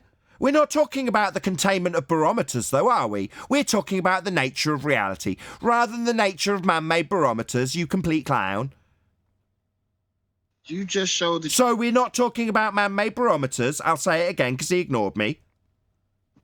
We're talking about the gas pressure, how we can have it to measure with this man-made device. If we didn't have containment, we wouldn't have it. It would fill the volume. So I don't know why you're concerned about this man-made device measuring existing gas pressure when we were asking how we can have it. If the world that the heliocentric model lays down is true, the sky would be a vacuum and we'd all be dead. There'd be no pressure for your barometer to measure. This is what I was talking about, Chocolate. What's going on here for the audience? I want this to go. I'm saying this for Acom Virus's benefit, but also for the audience. We are very aware, like me and Nathan and Chocolate and Arwen and everybody, we're all very aware that Virus is claiming a container to the gas pressure that he's speaking about, right? But that container is gravity. Right now, besides gravity being 106, the gravity he's claiming being 106 years out of date, that gravity is a force of gravity, which is mass times acceleration. So he's claiming that the atmosphere, right, that's in a sphere shape due to the force of gravity. He's claiming that this atmosphere has weight. That means it has to have mass in his belief, because weight is caused by mass times acceleration. Now, we have shown here today that gas does not exhibit mass because mass is inertia, as defined by physics. And inertia is a resistance to acceleration, and gas behavior is anything but a resistance to acceleration. It's an acceptance of acceleration, not a resistance to it. So gas does not exhibit inertia, so it cannot be considered mass. So it can't be mass times acceleration giving it weight. So his claim of a container, which he threw out there, but I'm sure confused some people who weren't aware of this. He was throwing that out there as if he is claiming a container, but the container he's claiming is gravity causing the gas to have weight, which would mean the gas would have to have mass, right? Which would mean the gas would have to exhibit inertia. But gas does not exhibit inertia. So it can't be mass, so it can't be weight in his paradigm. So it can't be gravity. Even if he wants to claim a force of gravity, physics alone, even with him claiming a force of gravity, show that gas cannot exhibit any weight. Yeah, his atmosphere, his ball container, gravity. But on that 12th rendition of the exact same argument, met with the exact same fundy muting from Virus as you got to the conclusion, I'm going to say a huge, massive, enormous thank you to both Discord and G+ panels for making today's after show possible. Of course, a massive thank you to all of you in either Nathan Oakley 1980 or Nathan Oakley Programming streams for hopefully smashing the super chat, liking, commenting, sharing, subscribing, hitting the PayPal link, and all that good stuff. Also, below this video, you can get £50 for swapping your UK electricity supplier to Octopus Energy. I've been Nathan Oakley, and I will see you all in the next video.